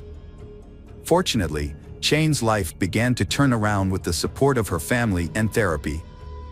By the time she turned 17, she had distanced herself from the negative influences in her life, graduated from high school, and enrolled in college to study art and graphic design. As she lost interest in Satanism and stopped using substances that were harming her, her emotional well-being began to improve. Chane thrived in her studies and landed a job in her field, where she received support from both her colleagues and management. She discovered a natural talent for visual arts, earning her respect and recognition in her profession. At the same time, she began a romantic relationship with a man named Warren. To those outside her inner circle, Chane's life seemed perfectly ordinary. Her family and close friends avoided discussing her past, hoping that the difficult times were behind her. However, it was unclear what was happening beneath the surface. It's possible that her inner struggles were simply waiting to resurface. Her father, in particular, was overjoyed for Chane, believing she had finally found stability and would soon get married. However, his expectations were not fulfilled. A surprising challenge arose from Warren's friend Roy, a self-proclaimed sensitive person. Although Chane came across as kind and friendly, Roy detected something off-putting and even evil about her. He suspected that Chane might be unfaithful to his friend, so he decided to confront her about it. However, instead of answering his question, Chane became enraged and spat in his face, telling him to stop asking her ridiculous questions. At a party, Chane noticed Martin, a 24-year-old from a well-respected family. Despite his calm and sociable nature, rumors surrounded him. Born into a privileged family, Martin had a happy childhood, excelling academically and behaving well. However, at 6, he began experiencing hallucinations, convinced by an entity that he possessed incredible strength. As he grew older, his mental health declined, and his behavior changed due to struggles at school and home. At 14, Martin was hospitalized for psychiatric treatment and diagnosed with schizophrenia. Unfortunately, standard treatments were ineffective. His financially secure family dedicated themselves to finding alternative medications, eventually discovering the necessary drugs to control his condition, except for occasional aggressive outbursts. Martin was deeply affected by witnessing a stray cat being attacked by dogs. Instead of feeling revulsion or sympathy, he chose to hide the cat's body and observe it. This disturbing incident marked the beginning of his animal torture. He eventually dropped out of school and started working with his father in the carpentry shop, aspiring to follow in his family's footsteps. As he worked, his condition showed signs of improvement, and he lost the desire to harm animals. Feeling in control, he made the decision to stop taking his medication, despite concerns from those around him.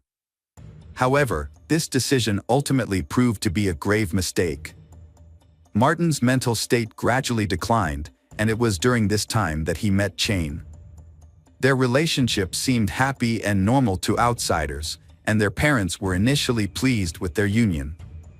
But neither set of parents was aware of the dark history of their children, and their relationship ultimately led to devastating consequences. Initially, they was outgoing and social, attending parties and interacting with others. However, acquaintances began to notice cuts on their hands, which they jokingly attributed to intimate experiments. Over time, they became increasingly reclusive and developed an interest in dark and occult practices, including Satanism and voodoo cults. They also became fascinated with notorious serial killers. In February 2011, Martin posted a photo of himself and Chayne on social media, with the caption, "Killers," accompanied by a cryptic emoji.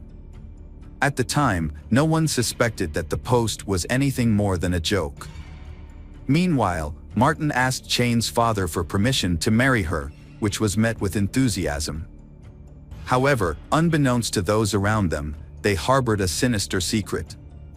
Instead of dreaming of a future together, they fantasized about ending their lives in a violent manner. These dark fantasies eventually evolved into a twisted plan to torture and kill homeless individuals. They even practiced their twisted intentions on animals, due to unable to find a suitable human victim to carry out their heinous plan. Chayne created a profile on a dating site, which caught the attention of a young man named Michael Van Eck. Chayne and her partner, Martin, targeted Michael for their sinister plans.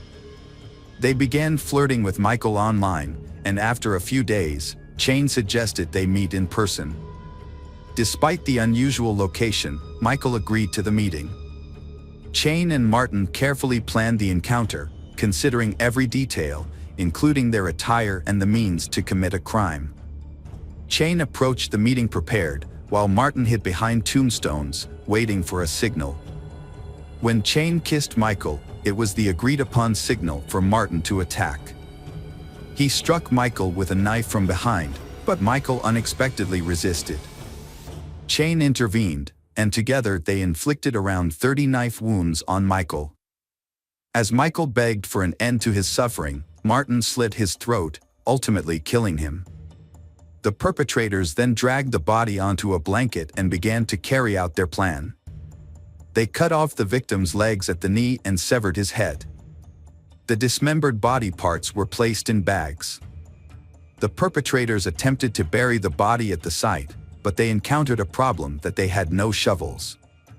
As a result, they were forced to dig a shallow grave using only their hands and knives.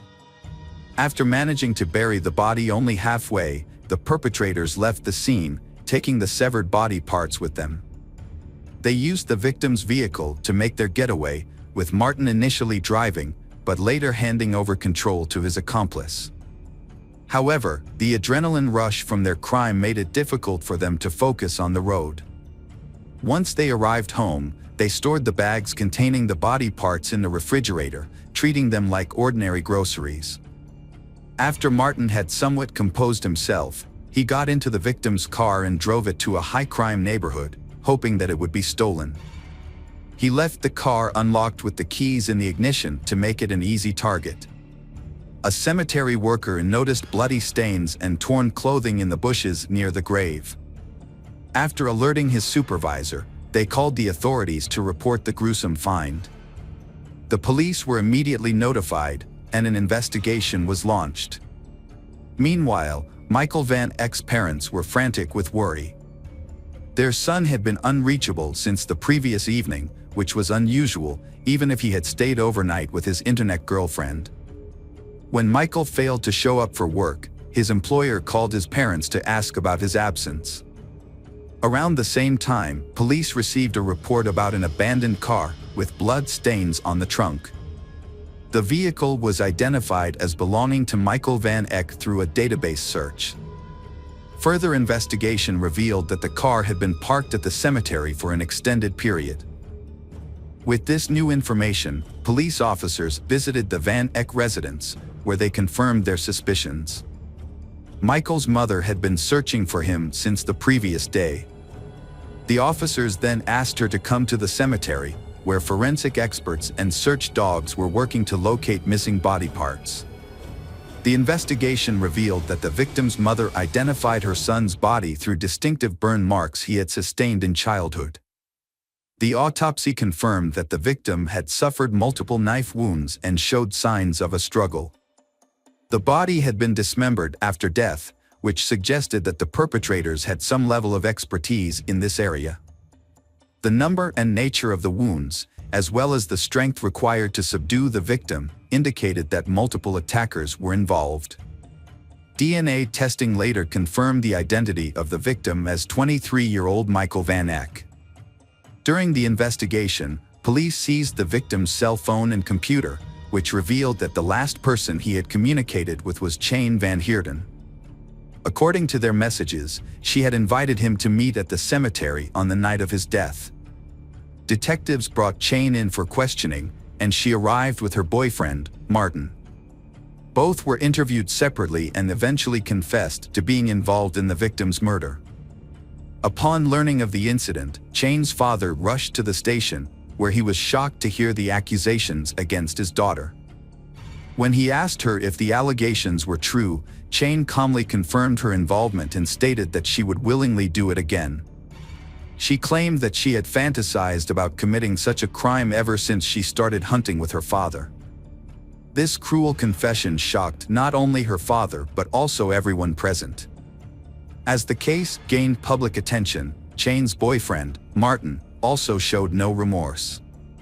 Instead, he seemed to enjoy the public scrutiny and posed for cameras. It became clear that neither Cheyne nor Martin felt any regret for their actions. Investigations revealed that they had planned to take their own lives if caught, but Martin's changed his mind, and Cheyne followed suit. They wanted to live a life of notoriety, embracing their dark impulses. A search of their apartment revealed a disturbing environment. The walls were adorned with distorted portraits of Cheyne, depicting her without eyes, mouth, or ears. The rooms also contained ritual items, animal scalps, knives, and other objects of unclear purpose. Police found the deceased young man's belongings, including his glasses and wallet, which Martins later confessed they had taken to prepare their next crime. The most disturbing discovery was made in the refrigerator, where police found Michael's severed head with his mouth sewn shut. It is believed that the perpetrators intended to use his head as a ritualistic bowl. The victim's eyes and ears were found in separate containers. Additionally, the victim's hand and leg were discovered buried near the murderer's home, alongside the remains of various animals. The perpetrator's diary revealed horrific thoughts and plans for future crimes. The evidence collected during the investigation made it clear that the perpetrators had planned to commit multiple crimes, and that the process of taking lives and mutilating bodies brought them immense pleasure. Martin and Cheyne underwent multiple evaluations to assess their mental competence. The commission confirmed that they were aware of their actions and understood the consequences. In November 2011, Cheyne's trial took place. Despite this being her first offense, she was treated as a serial offender. She openly expressed her desire to repeat her actions and told the court that she understood she should feel shame or remorse, but couldn't. She could only comprehend the severity of her actions through societal standards and the reactions of others. Psychiatrists diagnosed Cheyne with psychopathic and antisocial disorders, which made her more dangerous than her boyfriend. However, she was skilled at hiding her true nature. Throughout the sentencing, Cheyne remained impassive. She was found guilty and sentenced to 35 years in prison without the possibility of parole, 20 years for taking a life and an additional 15 years for robbery and dismemberment. Martin defended himself in court, claiming he didn't remember the events until he was in jail. He admitted to studying Satanism and occultism, and said his relationship with Cheyne led them to commit the crime. He apologized to the victim's parents, but his words seemed insincere. He was found guilty and sentenced to 35 years in prison, with a chance for parole after serving half his sentence. Even in prison, Martin expressed his passion for Cheyne in letters, calling her a dark goddess. However, Cheyne eventually ended the relationship, feeling they had grown apart. While incarcerated, Cheyne proved to be a model prisoner, using her time to teach art and theology to her fellow inmates. In contrast, Martin, while also in prison, gained a small group of admirers who were carefully monitored by police to prevent them from copying his crimes. During his imprisonment, Martin's focused on personal growth, completing his education through correspondence courses and undergoing therapy. Their stories serve as a warning that ordinary individuals can hide dark secrets. Michael, a kind and compassionate person, was manipulated by two individuals with twisted motivations. This tragic event emphasizes the importance of being cautious about the people we surround ourselves with, as their influence can have a profound and lasting impact on our lives. Hello friends, welcome to our channel. Today we're going to take a look at another horrible case with you. The case of Rachel O'Reilly. Rachel O'Reilly was born in 1974 in County Dublin, Ireland. Her biological parents are unknown, but she was adopted at a young age by Rose and Jim Calley, who raised her along with their 4 other adopted children. Rachel was a responsible and driven child. She excelled in school, played sports, helped with household chores, and never caused any trouble. As she grew up, she became a sociable, open, and exceptionally kind person. She got along with everyone and avoided conflict whenever possible. As a teenager, Rachel was a skilled softball player, participating in numerous competitions and setting local records. Her closest relationship was with her adoptive mother, Rose, with whom she shared all her secrets and stayed in close touch even after she got married and had children of her own. Rachel decided to pursue a degree in marketing from a local university after completing high school. She also landed a job as a salesperson at a city department store and continued to play sports for a local team in her free time. Joe O'Reilly, born in 1972 in County Dublin, Joe grew up in a simple family as the second child of his parents, with an older sister. His parents instilled in him the value of hard work and self-reliance, not spoiling him or his sister. Joe was a tall and athletic boy who enjoyed playing softball. After high school, he chose to study advertising through correspondence and took a job as a manager at a department store. A few months later, Rachel would start working at the same store. Joe was 19 years old when he first met Rachel, who was just 17. He was immediately drawn to her and introduced himself, but despite being charmed by her bright smile and blonde hair, she refused to go on a date with him. Undeterred, Joe began to try to win her over, showering her with compliments and small gifts, such as flowers and chocolates, which he would leave at her workstation in the morning. However, no matter how hard he tried, Rachel remained unimpressed. The entire department store staff was entertained by Joe's attempts to get Rachel's attention, and it even became a running joke. Despite initial challenges, Joe persevered. He made an effort to read Rachel's favorite book, hoping to find common ground for conversation. However, it wasn't until he discovered her passion for softball that he made significant progress. Joe attended one of her games, joined in during practice, and showcased his skills on the field. As a result, the team won, and Rachel was finally impressed by his determination and athletic abilities. She agreed to go on a date with him, and their relationship began to blossom. As they spent more time together, Joe went to great lengths to prove his commitment and affection. He planned a surprise trip to Paris, a city he knew Rachel would love. In a romantic gesture, he proposed to her at the top of the Eiffel Tower. Rachel was overwhelmed by the surprise and happily accepted his proposal. She thought she had found her perfect match, a true prince who would make her happy for the rest of her life. A few years after their wedding, they had 2 sons. They moved to a peaceful and scenic area in Scotland, where they bought a spacious and cozy home, ideal for raising their children. After the birth of their first son, Rachel left her job to focus on taking care of her family. 2 years later, their second son was born, and Rachel dedicated herself to raising their children. Meanwhile, Joe secured a job at an advertising agency, specializing in outdoor advertising, which proved to be a successful career move for him. Those who knew Joe personally described him as a confident, driven, and charming individual. At work, he demonstrated his responsibility, expertise, and attention to detail. As they grew older and started attending kindergarten, Rachel began working as a distributor for a popular cosmetics company and selling household goods to earn extra income. This job allowed her to interact more with her neighbors, who praised her as a wonderful mother and a kind, open person. Meanwhile, Joe became increasingly absent from home, only returning to sleep, shower, and change clothes. He attributed his absence to his demanding work schedule and an upcoming promotion he was eagerly anticipating. Rachel supported Joe as best she could, but as time passed, they started to drift apart, and their family relationships began to deteriorate significantly. A disturbing incident occurred in the summer of 2004 when an anonymous person sent a letter to Child Protective Services, falsely accusing Rachel of being a bad mother who mistreated her sons. In response, a special commission visited their home to investigate the allegations.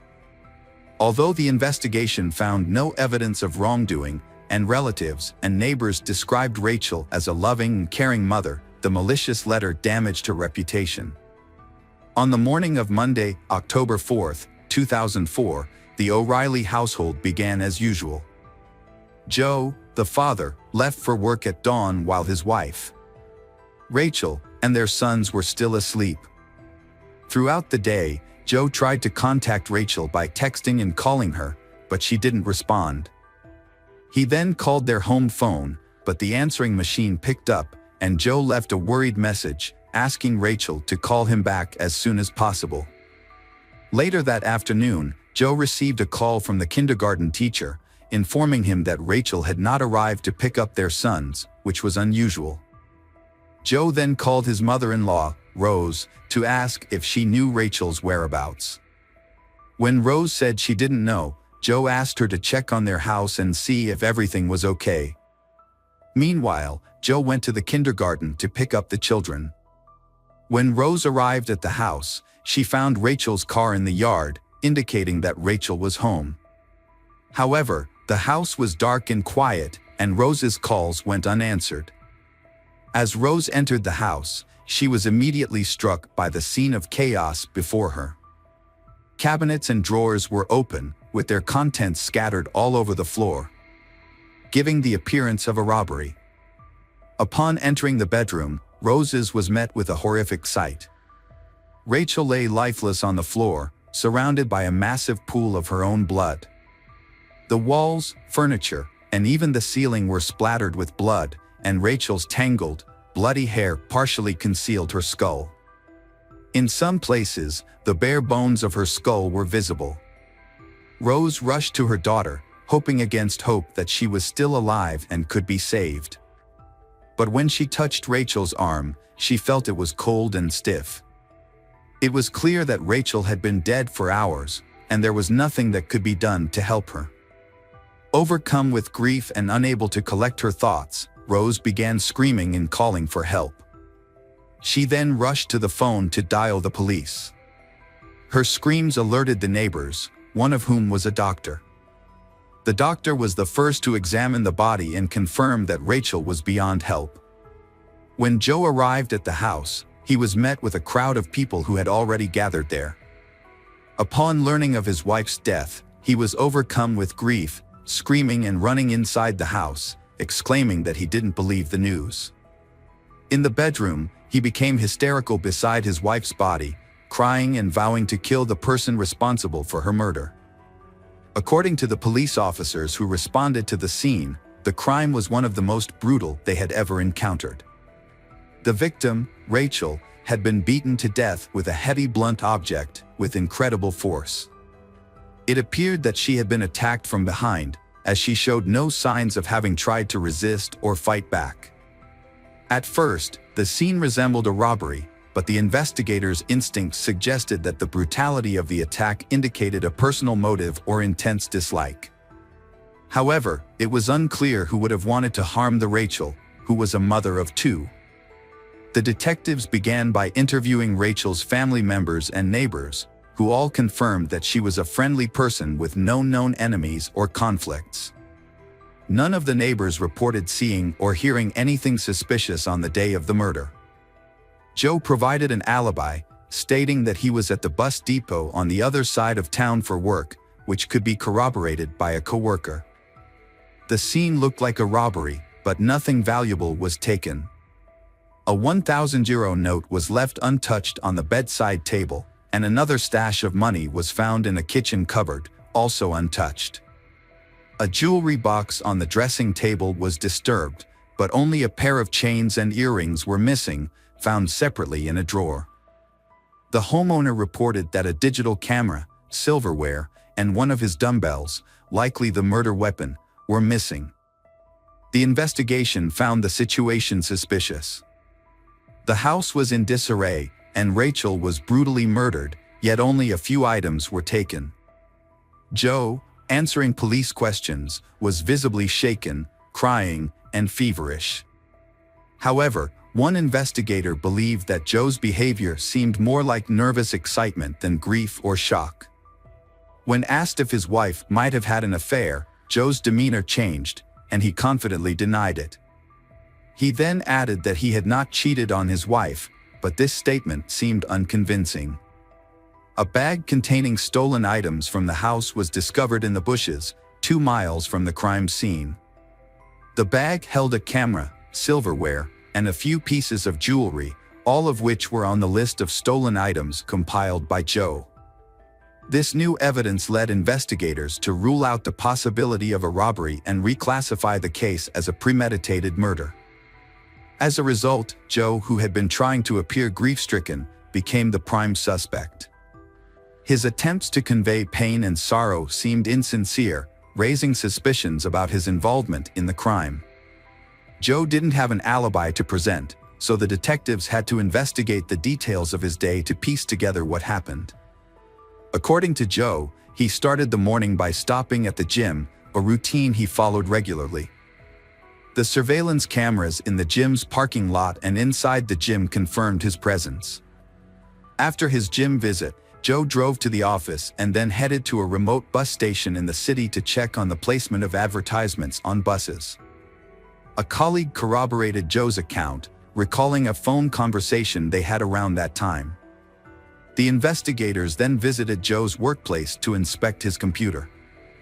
This led to a significant discovery. Joe's email contained some suspicious messages that he had partially deleted. Specialists were able to recover the deleted emails, and the police became convinced they were on the right track. Most of the recovered emails were exchanges with Joe's friend and sister, in which he frequently complained about his wife, Rachel, using derogatory language and profanity. Joe's wife had not been attractive to him for a long time, and in fact, he felt a strong sense of disgust towards her. Meanwhile, investigators discovered a suspicious correspondence between Joe and a female colleague named Nikki Pell. Their communication suggested that they were more than just friends and warranted further questioning. Nikki Pell worked at the same advertising company as Joe and was 10 years his senior. Despite their age difference, they had begun an affair. It was unclear when exactly their workplace romance started, but it was evident that Joe spent a significant amount of time with Nikki, often staying late into the evenings and even nights. Joe's wife was unaware of this and was misled into believing that he was busy with work. What was even more alarming was the content of Joe's messages to Nikki, in which he promised that they would soon be together, referring to her as a potential stepmother to his children with his wife, Rachel. Such messages raised suspicions, especially considering that in the event of a divorce, the children would likely remain with their mother. Joe initially denied having an affair, but when faced with irrefutable evidence of his infidelity, he was forced to admit to secretly dating Nikki for some time. Although they had reportedly broken up for over a week before the incident, this revelation raised questions. Following the discovery of the body, the O'Reilly house was sealed off as a crime scene, and no one was allowed to enter while the police conducted a thorough investigation. During this time, Joe stayed with his sister, and the children stayed with their grandparents. At the funeral, Joe was surprisingly calm and appeared to avoid the casket containing his deceased wife's body. When it was his turn to say goodbye, he did so hastily and without emotion. As he left, he appeared unconcerned, saying that the casket could be closed and buried once the family was allowed to return home.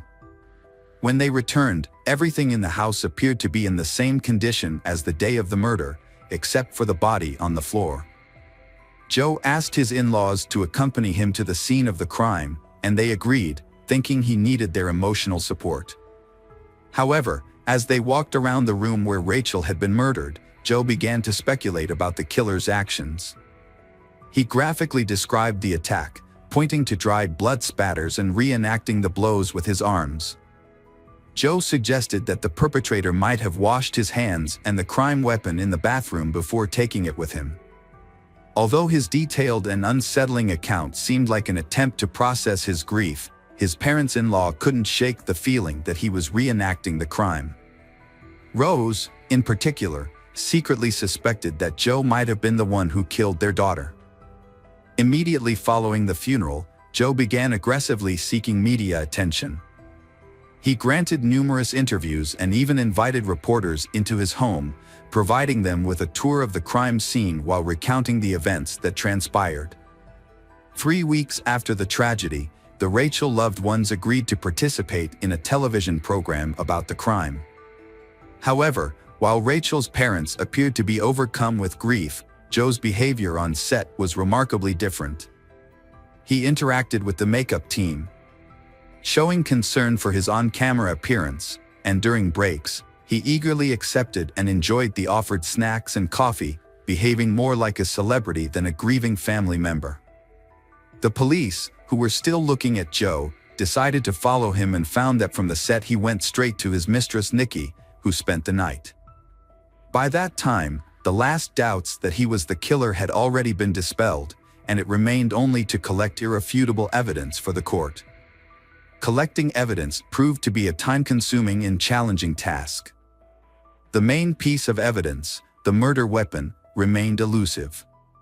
Despite this, investigators accumulated enough supplementary evidence. Initially, 2 key witnesses, Nikki and Joe's colleague who corroborated his alibi, faced possible imprisonment for perjury, leading them to recant their earlier statements. Nikki revealed that her relationship with Joe never actually ended, they continued to see each other in secret. Rachel, who discovered their ongoing connection, got into a significant argument with Joe and his wife shortly before the tragedy.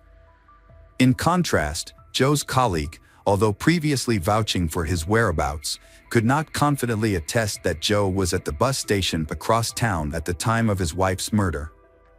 He unknowingly corroborated his friend's story at his request, unaware that Joe was a suspect in the crime at the time. Emails retrieved from Joe's computer, in which he made disparaging comments about his wife and planned a future with his mistress and children, were also submitted as evidence in the case. Joe made a deliberate attempt to create an alibi by going to the gym and ensuring he was caught on camera. He then informed his colleagues that he would be unavailable due to a work commitment in another part of the city.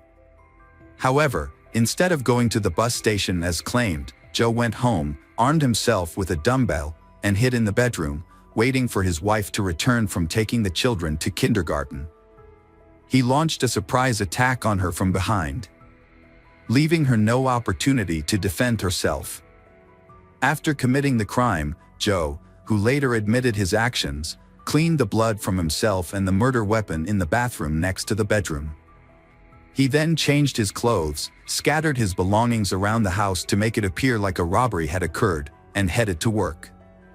While on his way to the office, Joe got rid of the items he had taken, disposed of the bloody clothes and dumbbells, and made several attempts to cover his tracks by calling his wife's phone, sending her messages, and leaving voicemails asking her to call him back. At the office, Joe exhibited unusual behavior, appearing overly excited and showing signs of nervousness, as evident from his slightly shaking hands. Some of his colleagues noticed his unusual behavior and asked if he was okay, but Joe seemed flustered and, instead of responding, quickly retreated to his office. Shortly after, he received a call from the daycare center informing him that no one had picked up their boys.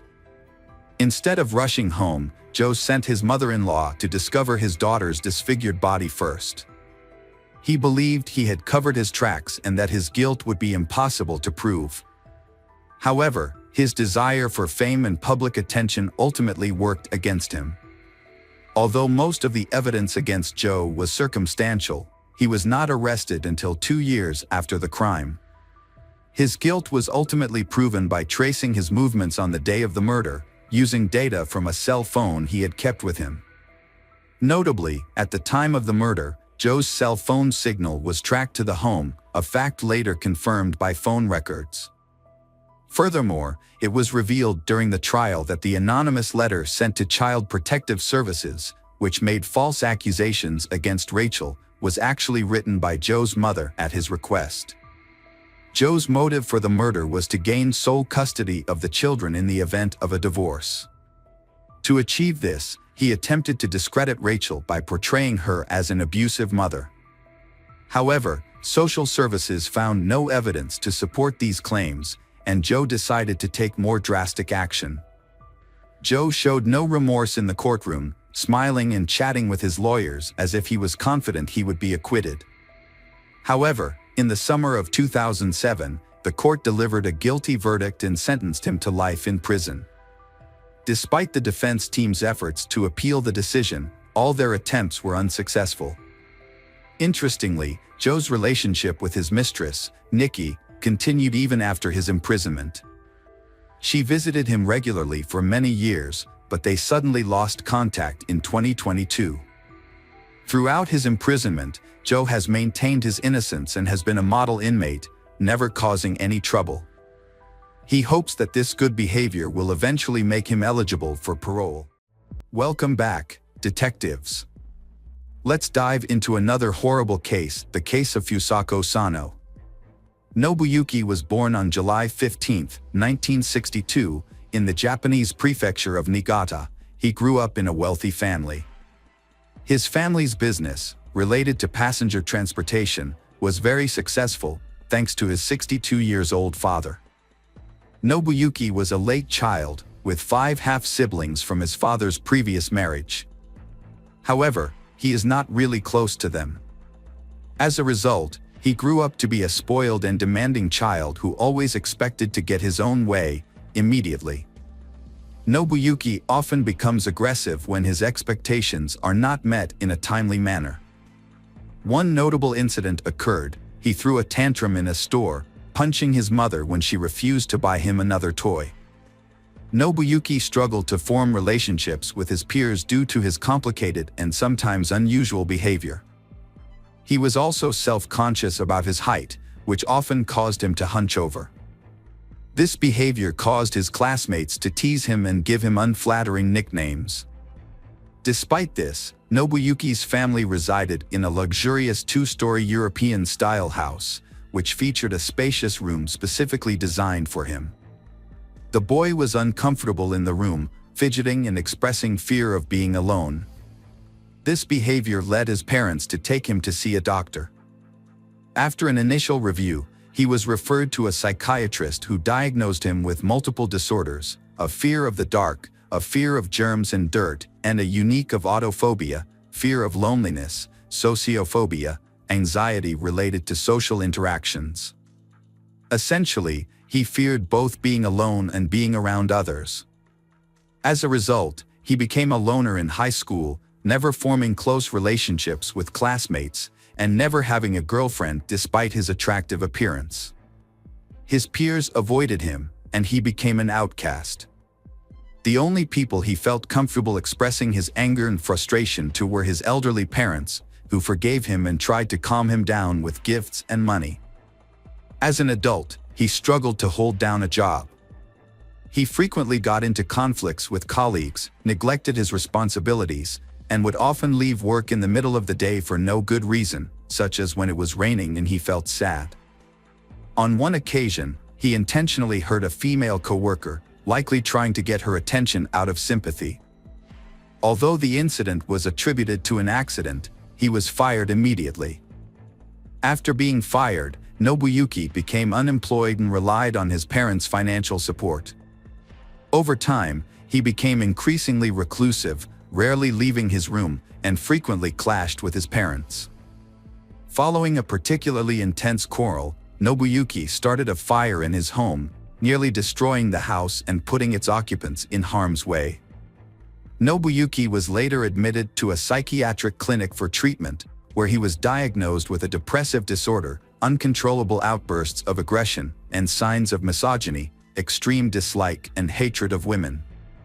After a little over a month of treatment, he was discharged, deemed not to pose an immediate threat to others. For a brief period, Nobuyuki remained calm and even began rebuilding the partially burned house, adding a couple of new rooms. However, his efforts were short-lived, and he eventually abandoned the construction project. Nobuyuki became increasingly withdrawn and isolated.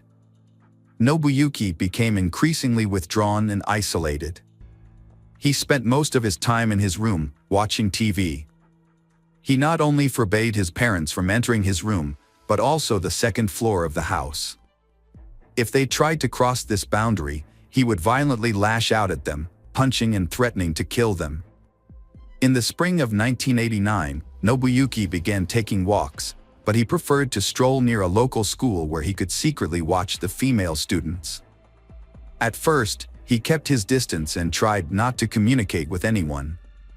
However, one day, he suddenly grabbed a young girl, who was only 9 years old, and threw her over his shoulder as she was leaving the school gate.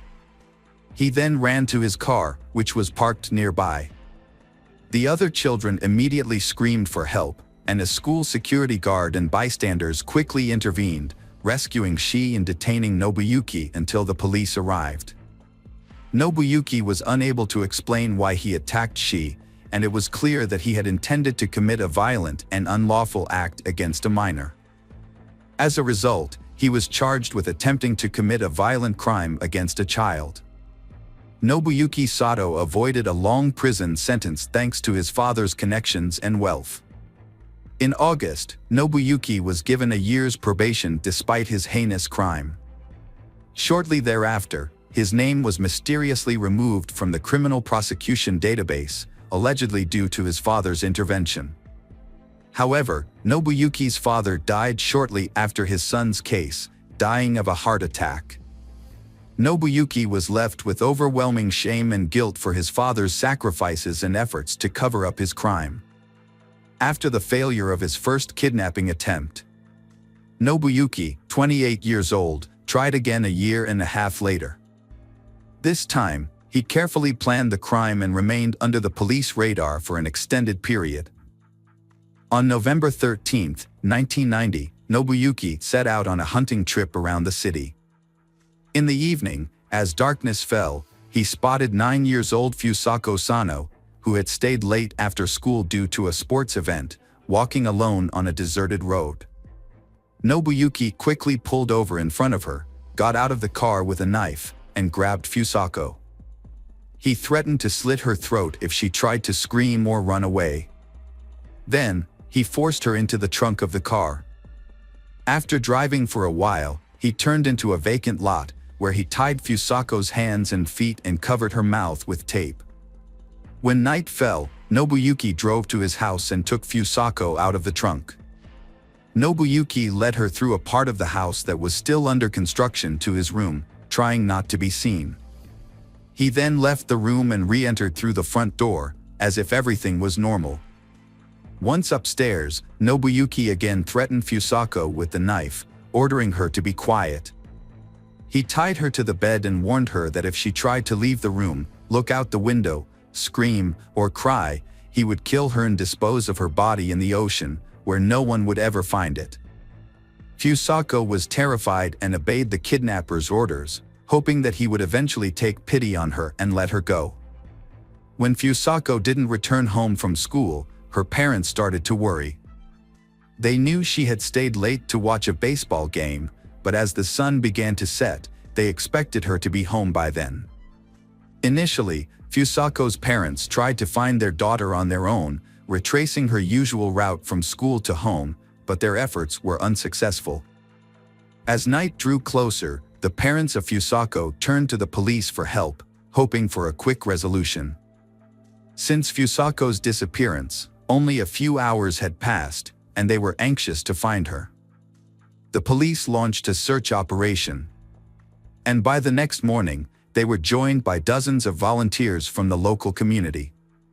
The following day, the search party grew to over 200 people, who combed the area, distributed flyers with Fusako's photo, and interviewed passers-by in search of witnesses. Notably, Nobuyuki lived close to Fusako's school and the police station. He had previously attempted to kidnap Fusako, which had brought him to the attention of the police.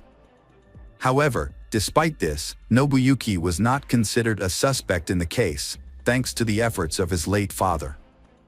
A large-scale search operation was initiated to locate Fusako Sano, a Japanese schoolgirl who had disappeared. The search lasted for many months, covering numerous locations such as empty buildings, houses, railroad cars, and vacant lots. Investigators also searched suspicious vehicles and combed through interstate highways, but found no clues. As the investigation continued, authorities considered various theories, including the possibility of involvement by North Korean special services. However, despite their efforts, the search was unsuccessful, and Fusako remained missing. Fusako later revealed that she was terrified during her captivity and followed Nobuyuki's instructions in the hope that he would eventually release her. However, her captor, Nobuyuki, had no intention of letting her go. For several months, he kept her bound with tight restraints that impaired her blood flow and caused her to lose sensation in her limbs. If she disobeyed or made a sound, he would punish her with a stun gun, beat her, or threaten her with a knife. Notably, Nobuyuki never assaulted Fusako in a sexual manner during her captivity. Instead, he treated her more like a possession or a pet, using her as a means of companionship and conversation. Nobuyuki kept Fusako captive, feeding her a meager diet of food prepared by his mother. As a result, Fusako became severely malnourished and weakened. He restricted her to her bed, forcing her to use plastic bags as a toilet, which he would then dispose of in an unfinished part of the house. Once a month, he would bathe her in a basin, cut her hair and nails, and dress her in his own worn-out clothes. Despite her compliance, Nobuyuki would regularly beat her for his own amusement. Over time, Fusako's spirit was broken, and she became submissive, no longer attempting to escape or even look out the window. As the years passed, Nobuyuki stopped bothering to physically restrain Fusako and didn't even think to lock the door when he stepped out. He would simply cover her with blankets or towels. Occasionally, he would turn on the radio or watch TV with her, but only to programs that interested him, such as Scottish or sports matches. He also brought her comic books, which he enjoyed himself. These were the only things Fusako had to read during her confinement. For nearly a decade, Fusako was isolated, never speaking to anyone else or leaving her room. She remained in bed most of the time, hardly moving or trying to resist her situation. Fusako had become so resigned to her fate that she no longer attempted to escape or call for help. Nobuyuki's mother lived in fear of her son's violence. For years, she had avoided the second-floor room because Nobuyuki had threatened her with violence. This was not an idle warning, as Nobuyuki actually pushed her down the stairs when she tried to enter the room. She retired in 1996 at the age of 73, and her circumstances became extremely difficult. Nobuyuki regularly abused her, forcing her to follow his rules. Desperate for help, she went to the police in the spring of 1996 and filed a report, stating that she was a victim of domestic violence at the hands of her son. However, the police seemed reluctant to intervene and persuaded her to withdraw her statement, advising her to handle the situation on her own. She also sought help from a public health center, complaining about her son's aggressive behavior and requesting that he be hospitalized for psychiatric evaluation. Her concerns were ignored and she was told her son's actions were not worth worrying about. Instead, she was advised to encourage him to seek help voluntarily. In January 2000, the elderly woman, exhausted from years of physical and emotional abuse, made a desperate call for help. She contacted the hospital and the police, requesting that they send the medical team and officers to her home. Her reason for calling was that her son, Nobuyuki, had brutally beaten her again, tied her up, and used a taser on her multiple times. Authorities finally responded to she's pleas for help and arrived at her house. When the ambulance and police car appeared, Nobuyuki became visibly agitated, aggressive, and resistant. He had to be restrained with handcuffs and sedated with a large dose of medication. Nobuyuki's mother confessed to the authorities that she lived in fear of her son, whose behavior had become increasingly aggressive and uncontrollable. She also revealed that she had not been allowed to access the second floor of her home for years, as Nobuyuki had forbidden it, threatening to kill her if she disobeyed. Upon entering the second floor and Nobuyuki's room, the police made a shocking discovery. A pile of blankets on the bed moved slightly, and when the officers peeled them back, they found a thin, pale, and exhausted girl hiding underneath. When questioned, she identified herself and revealed that she had been kidnapped by Nobuyuki while walking home from school a long time ago. After the discovery, the police brought Nobuyuki's mother into the room to ask if she knew the captive girl. However, she was shocked and claimed she had no idea that anyone else lived in the house besides her and her son.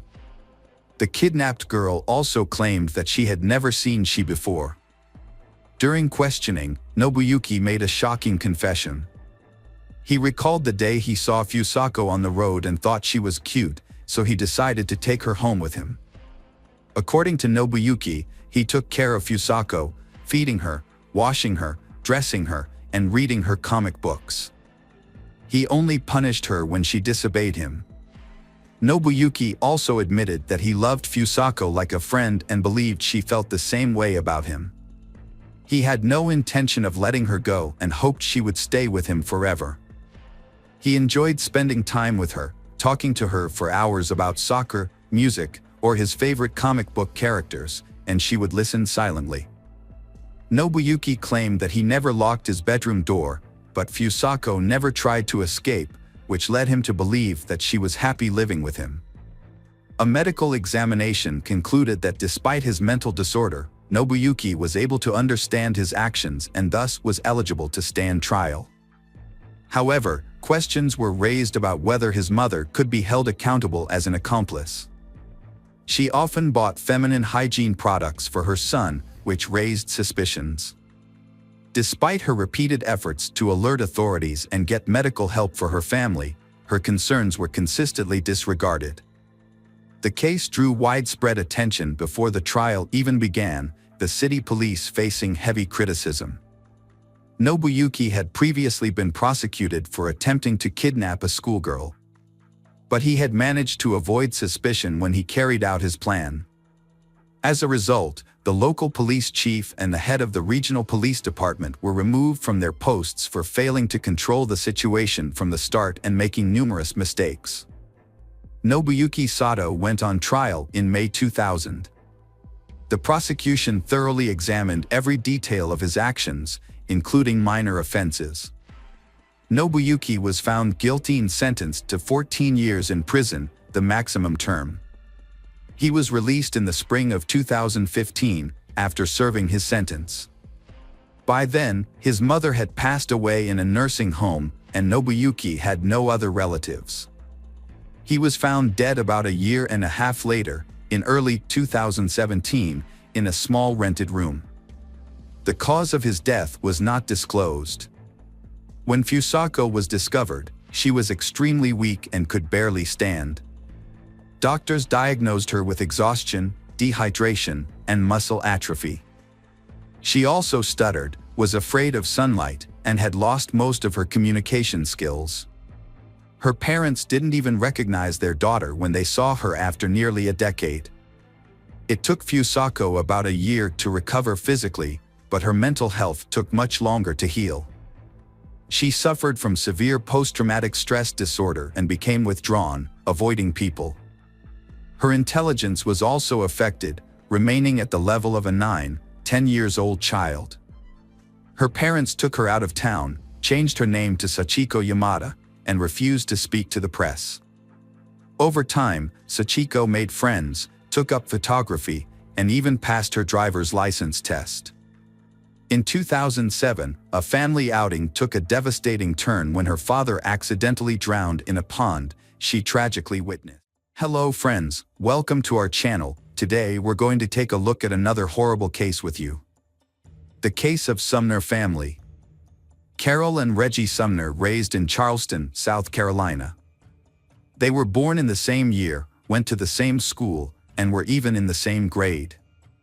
Over time, their childhood friendship blossomed into a deeper affection. Neither of them recalls exactly when they began to develop romantic feelings for each other, but by the time they were 15 years old in 1959, they were dating. Their friends described them as a beautiful and harmonious couple. Reggie and Carol treasured their memories, keeping photos of their happy times together in their home archives. At the time, it seemed like they had their whole lives ahead of them, and they looked forward to a long and happy future together. Their feelings for each other were strong and mutual, and they were practically inseparable both in and out of school. They even started making plans to get married as soon as they turned 18. With the full support of their parents. In 1962, Reggie and Carol, a young couple, graduated from high school. However, their plans to get married were put on hold when Reggie was drafted into the army a few months later. They decided to postpone their wedding until Reggie returned from his military service and made a promise to write each other regularly. As time passed, the separation took its toll. Reggie was deployed to Vietnam. Unfortunately, Carol lost contact with him, and she didn't even know if he was still alive. Despite the uncertainty, Carol continued her education and started working at the Charleston Air Force Base. A few years later, Carol got married, but the marriage was short-lived and ended in divorce. They didn't have any children together. In 1975, Carol married again, this time to Richard Alford, and gave birth to their daughter, Rhonda, in 1977. However, this marriage was also troubled, as Richard was abusive and had a drinking problem. The situation became unbearable for Carol. And by the mid-1980s, she couldn't take the abuse anymore. She took her daughter and filed for divorce. However, Richard refused to leave her alone and continued to harass her, trying to ruin her life. In 1987, Richard purchased a handgun and ammunition. After a night of heavy drinking, he went to his ex-wife Carol's home, intending to confront her. When Carol answered the door, their 10-year-old daughter Rhonda was present in the room. However, the presence of his child did not deter Richard, who was intoxicated. He pulled out the gun and shot Carol multiple times in front of Rhonda. Richard then drove to a secluded area, where he fired the remaining bullet into his temple, taking his own life. Carol was fortunate to survive the shooting due to the prompt response of neighbors, who heard the gunshots and Rhonda's cries for help. They called the police and an ambulance, which rushed Carol to the hospital. Carol's condition was critical, and she underwent several complex surgeries and blood transfusions. Although she eventually recovered, she suffered significant injuries, including complete blindness in her right eye and permanent disability. Years later, in the late 1990s, Carol's health began to deteriorate again. She experienced severe pain, weight loss, and weakness. After a thorough examination at the hospital, she received a devastating diagnosis: liver cancer. Tragically, as a result of being severely injured by gunshot wounds, Carol lost her position on an Air Force base. With cancer added to her medical complications, she found that physical strain, prolonged periods on her feet, and any heavy physical exertion exceeded her capability. Given these medical constraints, Carol then decided to re-enter the workforce as a call center operator for a cable television provider within her hometown, Charleston. Reggie was in Vietnam for a long time, and due to the prolonged war, he was severely wounded and nearly lost his leg. He spent a significant amount of time in the hospital, and during this period, his name was mistakenly listed among the dead. As a result, his relatives believed he had passed away. Reggie was fortunate to survive and eventually returned home. However, by then, he had lost touch with his former lover, Carol, who had moved to a different location, gotten married, and also assumed Reggie had died in the war. Years later, Reggie got married, but his war injuries led to the development of diabetes and other chronic diseases. He was never able to become a father, and eventually, his marriage ended in separation. Since then, he has lived alone.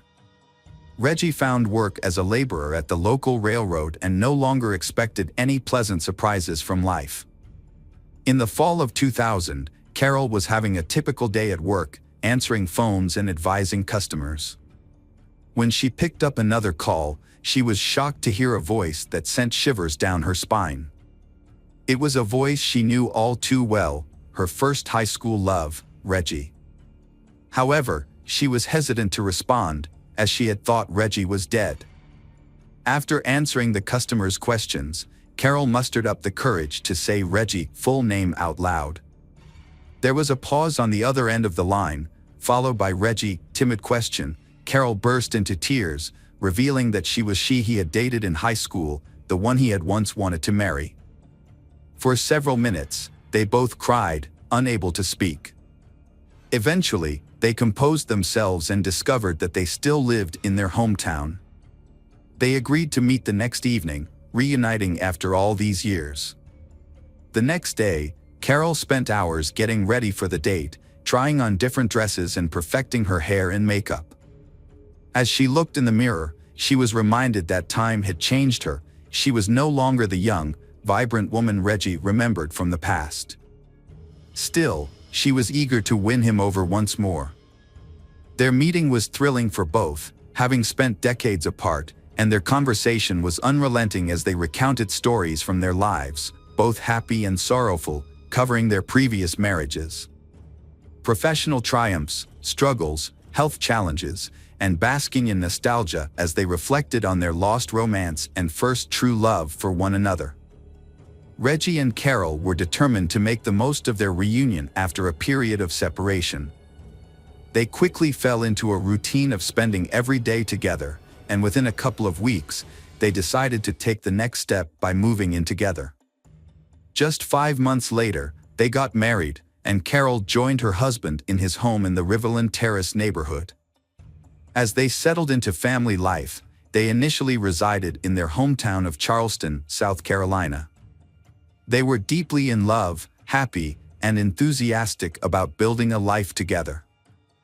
However, they faced some challenges, particularly with their health, as they were both still young but struggling with health issues.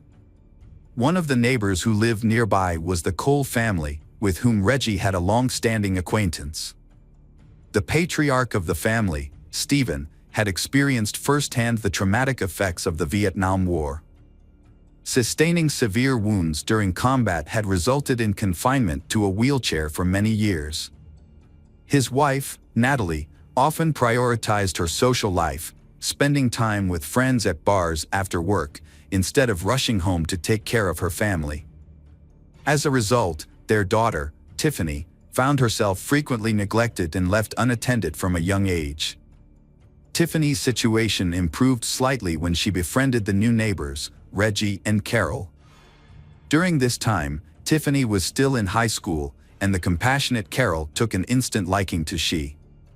Carol felt genuine sympathy for Tiffany. For 5 years, Carol did her best to support and care for Tiffany, sometimes sponsoring cozy family meals, buying Tiffany clothes, and sharing enough allowance. Carol treated Tiffany like a daughter, showering her with love, care, and attention.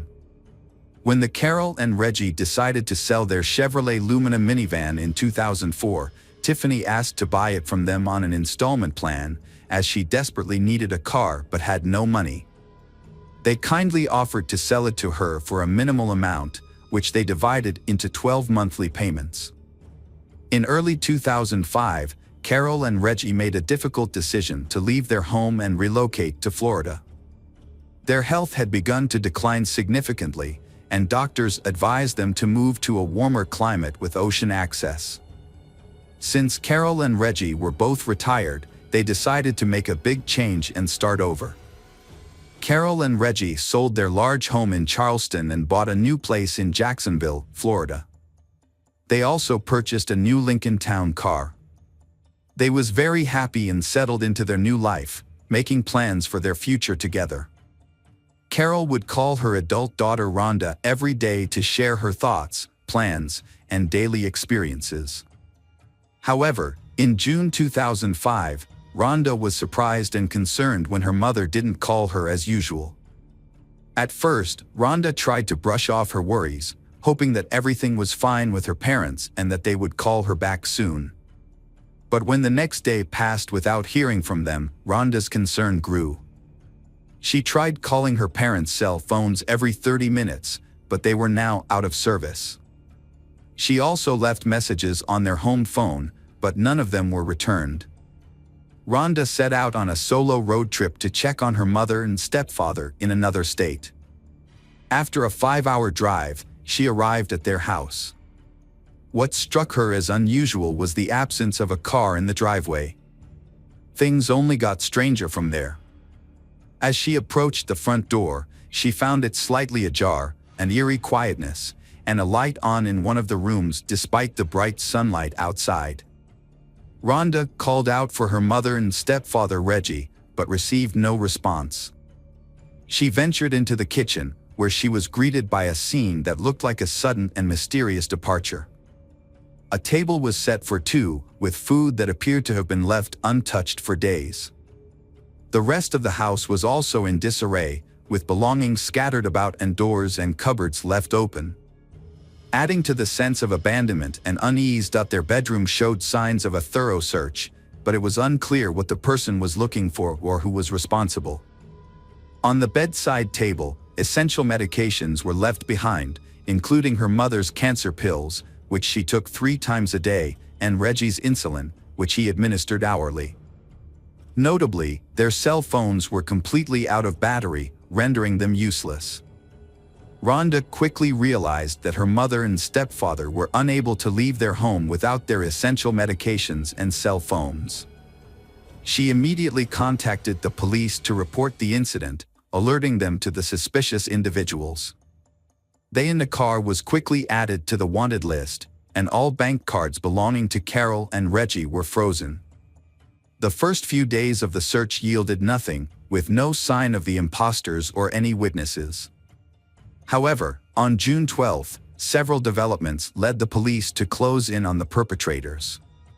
A crucial lead emerged when a man, claiming to be Reggie, contacted one of the banks, complaining that his card was blocked and he was unable to withdraw cash. A bank employee grew suspicious when checking the card information and offered to resolve the issue by visiting a nearby branch, but the caller, Mr. Reggie, hung up. Minutes later, a woman called from the same number, claiming to be Mrs. Carroll, and reported a similar problem with her card being blocked. When the bank asked her to visit a branch in person, she refused, citing health issues, and urgently requested access to her savings. Her request was denied. The bank promptly handed over the call details and recordings to the police. The police investigation continued at the station, where they played the suspicious phone calls for Rhonda. She immediately confirmed that the voices did not belong to her Carol and Reggie. In fact, the voices sounded too young to be them. As a result, the authorities believed that the imposters were likely involved in the Carol and Reggie disappearance, either holding them captive or killing them after extracting information about their bank accounts and cards. The search for the missing couple led to a breakthrough a few days later, when their car was discovered abandoned on a remote road in a wooded area. A thorough examination of the vehicle revealed no signs of blood or struggle in the cabin. However, in the trunk, experts found hair and sweat marks that belonged to they. This suggested that they had been forcibly taken away in the trunk of their own car, leaving little hope for their safe return. The police investigated their bank transactions and found that money had been withdrawn from their account several times after they stopped hearing from their daughter. Reviewing the ATM surveillance footage revealed that the withdrawals were made by a young man who couldn't be identified right away. The police also requested a trace of all calls made from the phone number used by the imposters to contact the bank. Further investigation showed that the SIM card used to make those calls was purchased on a prepaid plan just before they disappeared. Unfortunately, the buyer's identity couldn't be determined, but it was discovered that the number was used to call a car rental company on June 6. Additionally, it was found that someone staying at a hotel had rented a Mazda RX-8 in the name of Tiffany Cole. Later, the same car was seen at the ATMs where the unidentified young man withdrew money from their accounts.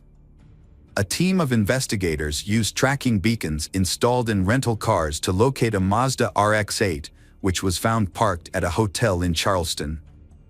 The car was linked to a couple who had been victimized by thieves, who had withdrawn $1,000 from her card and nearly $3,000 from her husband's card. A capture team was quickly dispatched to the hotel, where they burst into the room where the thieves were staying.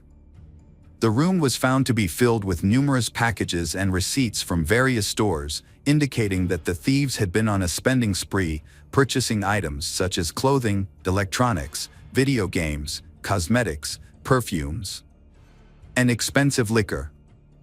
3 people were found inside the location, clearly caught off guard by the police visit. Tiffany Cole, 23, her boyfriend Michael Jackson, 24, and Alan Lindell Wade, 19, all appeared surprised, confused, and frightened as police placed handcuffs on their wrists.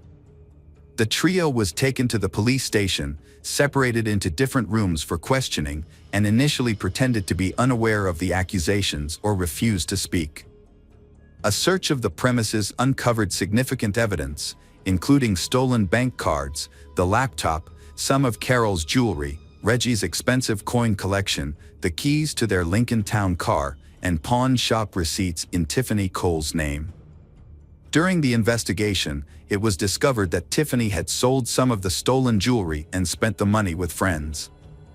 After several hours of interrogation, Tiffany finally began to talk, bursting into tears as she confessed that she and her friends had robbed the elderly couple but claimed no further harm was done.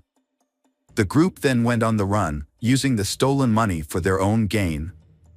Tiffany also implicated another individual, Bruce Kent Nixon, 19, who was paid $300 for his assistance in the crime. She stated that they never saw Bruce Kent Nixon again after the incident. Bruce Kent Nixon's decision to commit a crime was motivated by a promise of a fixed amount of money, which he quickly spent on illicit substances. As a result, he did not make an effort to hide or flee, living in the same city of Charleston. He was eventually arrested at his parents' home. It began in May 2005, when Tiffany visited the Summers to make a payment on a car she had purchased 6 months prior. The Summers, Carol, and Reggie were known for their hospitality and would often invite Tiffany to stay overnight or for a few days, treating her to good food and gifts. On this particular occasion, Tiffany arrived with her new boyfriend, and they were both welcomed to dinner and invited to stay overnight. During dinner, the Summers discussed their new life, and Carol inadvertently revealed that they had nearly $100,000 left over from the sale of their Charleston home, which they intended to use to enjoy their retirement without financial worries. Unbeknownst to her, Carol's careless comment sealed her in her husband's fate. Tiffany and Michael exchanged a telling glance, and that night, they began secretly plotting to get their hands on the Summers' substantial sum of money. In the morning, Tiffany and Michael bid they farewell and returned to South Carolina. Within a couple of weeks, they recruited accomplices and assigned roles and responsibilities. They then set their plan in motion. On June 6th, Tiffany rented an unassuming car. Meanwhile, Bruce Kent Nixon and Alan stole 4 shovels. Together, they drove to the outskirts of Jacksonville, where they identified a secluded spot in the woods and started digging a deep hole, which would ultimately become the Summers' grave. On the morning of July 8th, Tiffany purchased rope and duct tape from a hardware store, which she later provided to her accomplices, Bruce Kent Nixon and Alan. That evening, Bruce Kent Nixon and Alan approached the home of their intended victim, pretending to need assistance and asking to use the phone. Despite finding the young men suspicious, the homeowner, Carol, allowed them to enter. As soon as they were inside, they attacked Carol and her husband, who had rushed to her aid, threatening them with a toy gun. The Carol and Reggie was then bound with duct tape, blindfolded, and interrogated about the location of valuable items in the house, including their bank account information and PIN codes. They provided this information in an attempt to save their lives, as they were subjected to torture and death threats. After obtaining the necessary details, 2 additional individuals entered the house, assisting in dragging the Carol and Reggie into the backyard.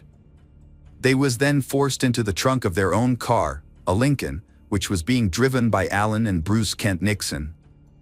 Following behind them in a rented Mazda ARX-8 were Tiffany and Michael. The plan was that if a police patrol intercepted the car carrying the captive couple, a second car would draw the officers' attention away by recklessly speeding or breaking traffic rules. However, no police were encountered, and both cars reached their destination without incident. In the trunk, Reggie managed to free his arm and remove the bandages and duct tape covering his and his wife's faces, allowing them to breathe. However, there was no time to make any further attempts to escape. As the trunk lid opened, the Carol and Reggie was shocked and bewildered to see among their kidnappers Tiffany and her boyfriend, who had visited them recently. The kidnappers led the captive Carol and Reggie several dozen meters through the woods to a pre-dug grave. The Carol and Reggie begged for mercy, but their pleas fell on deaf ears. The young kidnappers brutally murdered them by burying them alive. According to Bruce Kent Nixon, the kidnappers spent about an hour burying the Carol and Reggie under earth. Throughout the horrific ordeal, the bound and helpless Carol and Reggie cried, confessed their love for each other, and said their goodbyes. The investigation revealed that the spouses had died from suffocation, with soil found in their mouths, respiratory tracts, and stomachs, indicating they had been buried alive. After committing the heinous crime, the perpetrators abandoned the Lincoln in the woods and returned to town in a rented car. They then went to the Sumner house, where they stole all the valuables they could find, before returning to South Carolina to spend their loot. However, their freedom was short-lived, as the stolen cards were blocked after 2 days, and all participants in the crime were arrested 4 days later. During the trial, Bruce Kent Nixon was the only one who fully admitted his guilt from the beginning and cooperated with the investigation, hoping for a lighter sentence. He led the authorities to the burial site of the spouses and provided a detailed account of the events of that fateful night. In contrast, Tiffany claimed that her boyfriend, Michael, was the mastermind behind the crime, driven by greed after learning about the large sum of money the Sumner family had received from the sale of their house. Tiffany's lawyer argued that she was merely an accomplice and not directly involved in the murder. Michael and Alan chose not to testify, but the evidence against them was overwhelming. The jury did not believe Tiffany Cole was innocent because she was involved in planning the crime, rented a car, and created a diversion in case they were chased by police. She also helped dig a grave for the victims and sold stolen items at a pawn shop, using the money to buy clothes and rent a limousine to celebrate their success, as seen in numerous photos. As a result, Bruce Kent Nixon was sentenced to life in prison without parole, while Michael Jackson, Tiffany, and Alan Lindell were given the death penalty. The criminals filed multiple appeals, but they were all denied, and the sentence remained unchanged. Welcome back, detectives. Let's dive into another horrible case. The case of Joseph Saunier.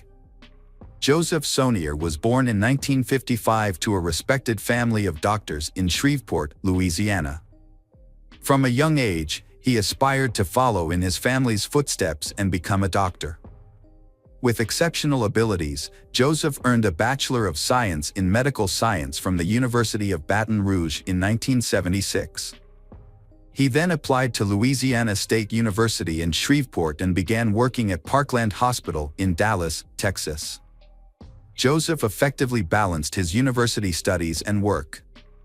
He consistently refined his knowledge through hands-on experience at the hospital. The hospital management recognized Joseph's success and dedication, and in his final year of training, he was appointed chief resident. After completing his studies, Joseph chose to specialize in pathologic anatomy and went on to become a pathologist and laboratory director in Leck, Texas. Joseph's life was marked by personal tragedy, including the loss of the woman he loved, Becky. His 27-year marriage, which he considered happy, ended in divorce when his wife fell in love with another man. Joseph accepted her decision and agreed to the divorce, believing that the woman he loved had found happiness. Joseph had a strong sense of responsibility and nobility. After his divorce from Becky, he maintained a warm relationship with her and continued to support their 2 sons. 2 years later, Becky was killed by her new husband. Joseph was shocked by her death. He often thought about their past family life and mourned her loss. Despite his own grief, Joseph remained a source of strength for his family. He took care of the funeral expenses and helped his sons cope with the trauma. His sons later credited his support for helping them overcome their pain. The tragedy had a profound impact on Joseph. He devoted himself to his work and raising his sons. However, the grief finally gave him the motivation to change his life. He decides to start a new chapter in a new city. In 2007, Joseph moved to Leck, Texas, with his sons, where he became the chief pathologist at Covenant Health System. Feeling the need for a change, Joseph enrolled in a local dance studio. He enjoyed the classes and met new women, which helped fill the void in his life. A few times, Joseph attempted to form connections with his dance partners, but it never worked out. That was until Michelle Tina walked into his dance class on a warm summer evening. Her elegance, poise, sense of humor, and sparkling eyes immediately caught his attention. Her radiant smile illuminated the room, and Joseph knew right then that she was the one he had been searching for. Michelle, too, noticed Joseph's confident and respectful demeanor on the dance floor. As they danced together, the 47-year-old Michelle and 57-year-old Joseph found that they complemented each other perfectly. As they continued to dance together, they grew closer with each passing session. Eventually, Joseph asked Michelle out on a date, and she agreed. This marked the beginning of what seemed like a happy new chapter in both of their lives. Michelle possessed an irresistible charm that had a profound effect on men. Michelle was a classic example of a femme fatale, a woman with an undeniable magnetism that drew attention and sparked passion in those around her. Michelle, like Joseph, is also starting a new life after personal emotional breakdowns. She is running away from the fear and anxiety associated with Mike Dixon, owner of a private clinic for cosmetic surgery. Michelle met Mike in 2008 when she came in for Botox injections. At first, there was just casual social interaction between them, then light flirting followed and they began a romance. Michelle is a successful and free woman. She worked as an executive in the NFL, built a successful career, and didn't lack for anything. Mike, on the other hand, is bound by his marriage. A few months after living a double life, his wife discovered his affair with Michelle and filed for divorce after 20 years of marriage. Mike is so captivated by Michelle that he barely notices that he is losing everything. Mike left his wife for Michelle, even though she never announced she would marry him. When Mike doesn't get the attention he expected, he tries to pressure Michelle, which scares her. Michelle recognized Mike's manipulative behavior and desire to take complete control of her life. This realization caused her to end the relationship. In 2010, Michelle and Mike went their separate ways. However, even after the breakup, Mike continued to pursue Michelle, urging her to return. His obsession exceeds the limit, forcing Michelle to find a way to escape Mike's control. Michelle moved to Lek to start anew, where she met Joseph, a charming and kind-hearted man. They quickly connected, and their relationship blossomed into true love. Joseph's sons and relatives welcomed Michelle with open arms. Joseph spared no expense in giving her gifts, taking her to the most luxurious restaurants and private clubs, and giving her romantic vacations. As Joseph realized he had found his perfect match, he took Michelle to Los Angeles and proposed to her in front of his entire family. Michelle, 47 at the time, was smitten with her new partner and frequently expressed her love for him on social media. However, her ex-lover, Mike Dixon, couldn't help but notice these declarations of love. Mike is furious when he discovers that Michelle has moved away and is planning to marry Joseph. He realized he couldn't win her back but still dared to propose that they rekindle their past relationship, suggesting they become lovers again. Michelle firmly rejected his proposal, refusing to engage in a love triangle, and immediately informed Joseph about Mike's suggestion. After some time, they started to feel like they were being watched. At one point, they even noticed something that looked like a camera flash through the backyard window, but they didn't pay much attention to it, not realizing the seriousness of the problem. The situation got out of control on July 11, 2012, when a gardener came to Joseph's house to discuss a garden renovation project. When the landscaper arrived at the home, he tried to contact Joseph but got no response. He saw an open door and, thinking Joseph might not be able to hear him, went inside. The house was in disarray, and there was a bullet hole near the front door, indicating a possible intruder. The landscaper cautiously went further inside, looking for Joseph. In the garage, he found Joseph lying in a pool of blood on the floor with no signs of life. Joseph's body had stab and gunshot wounds, leading the landscaper to think the perpetrator might be nearby. He immediately left the house and called for help. At 2:48 p.m., the police department received the call and several patrol cars were sent to the scene. When the officers arrived, they found Joseph Sonnier. Medics confirmed that Joseph had died. The incident shocked the public, as it happened in one of the city's safest and most affluent neighborhoods, where crime is extremely rare. Joseph, a respected professional, was known for his calm and kind nature, and it seemed he had no enemies who would want to harm him. Although a window was broken, it was clear that the incident was not a robbery, as nothing was missing from the house. However, a bottle with a hole shot through its bottom was found at the scene, suggesting it was used as a makeshift silencer for a gun. A forensic team arrived soon after to collect evidence, and it appeared that the perpetrator was inexperienced, as they left behind many traces. DNA from the bottle and blood samples were sent to a lab for further analysis. Detectives interviewed neighbors, but none of them reported seeing or hearing anything suspicious. There were no CCTV cameras near the house. According to the investigation, the perpetrator entered through a large window overlooking the backyard, making the attack unexpected. In the dining room, the attacker confronted Joseph and started shooting. It is likely that the wine bottle was used as a silencer at this point. Blood stains in the hallway suggested that Joseph was still alive after being shot. He entered the garage, where the attacker caught up with him and stabbed him multiple times. An autopsy revealed 5 gunshot wounds and 11 stab wounds.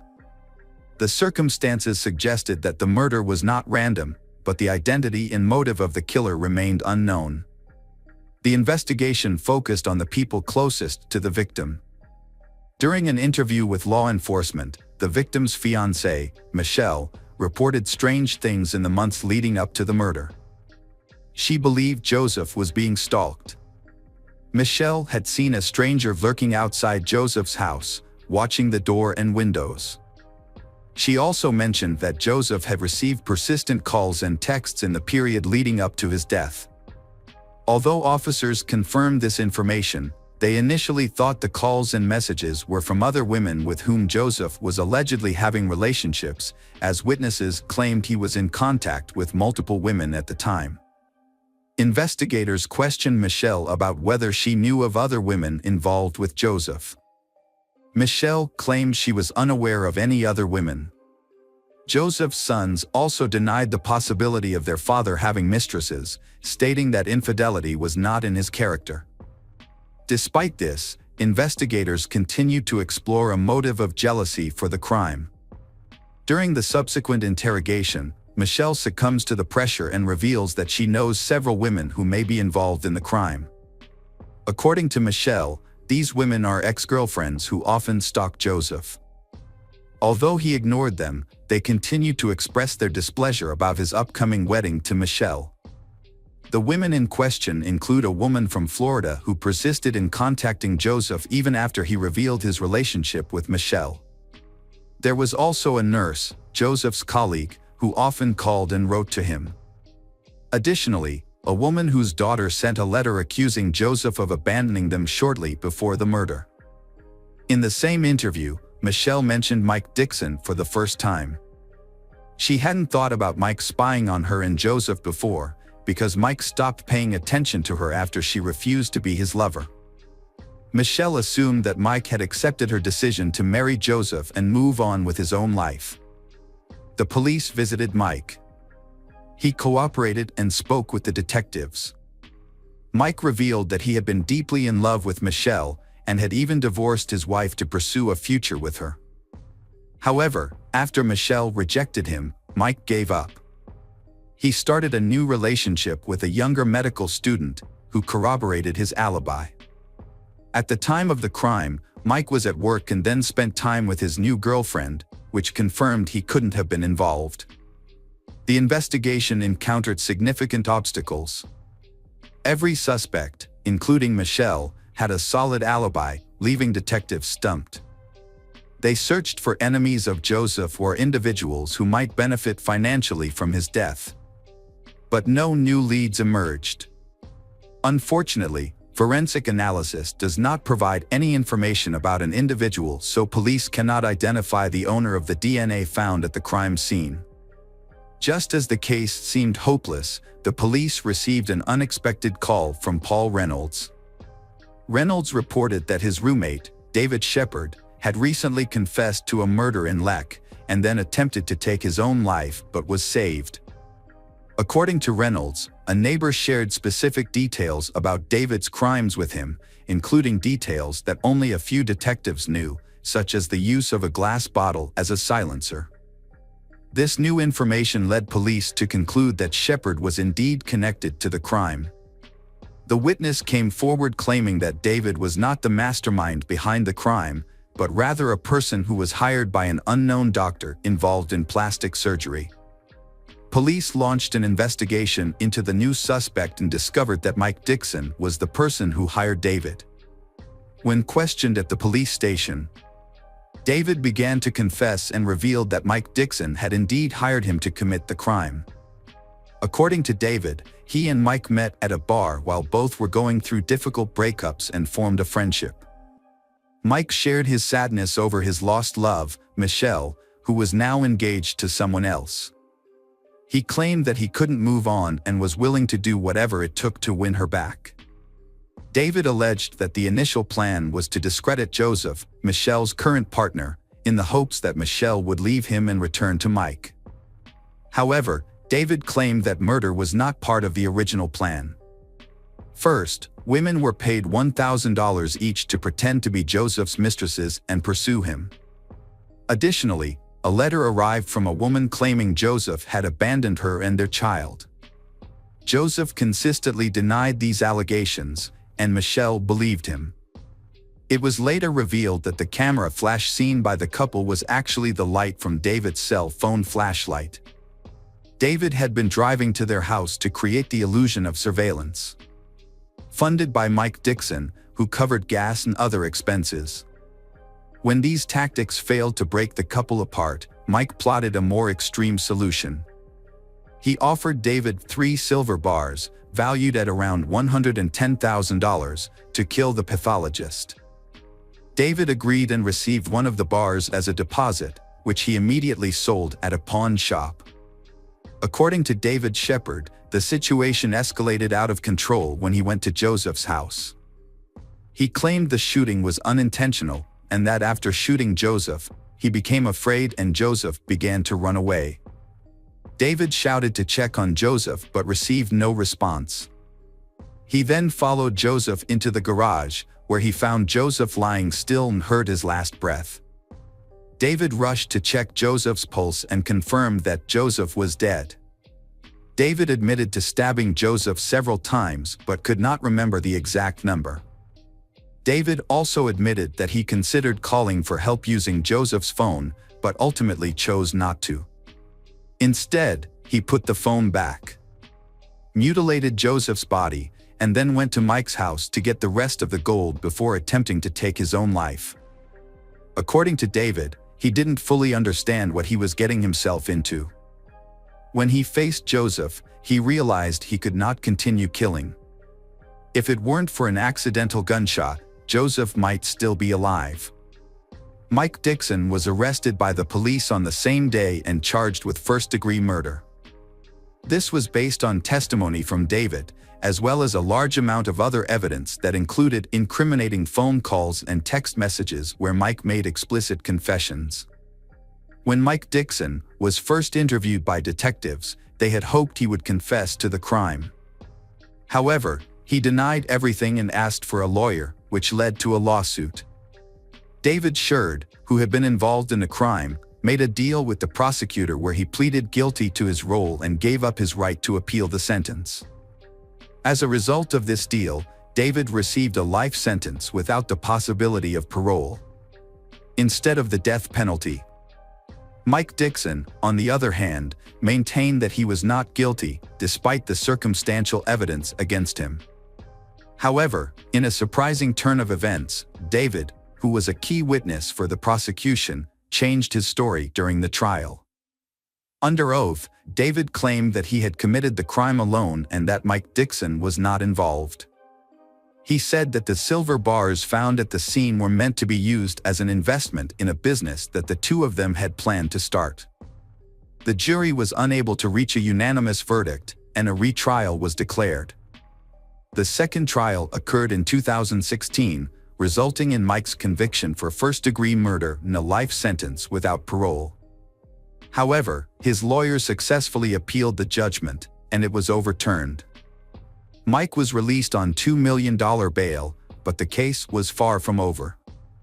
The prosecution sought to reinstate the original sentence through the state's highest criminal court, which would have otherwise led to a third trial.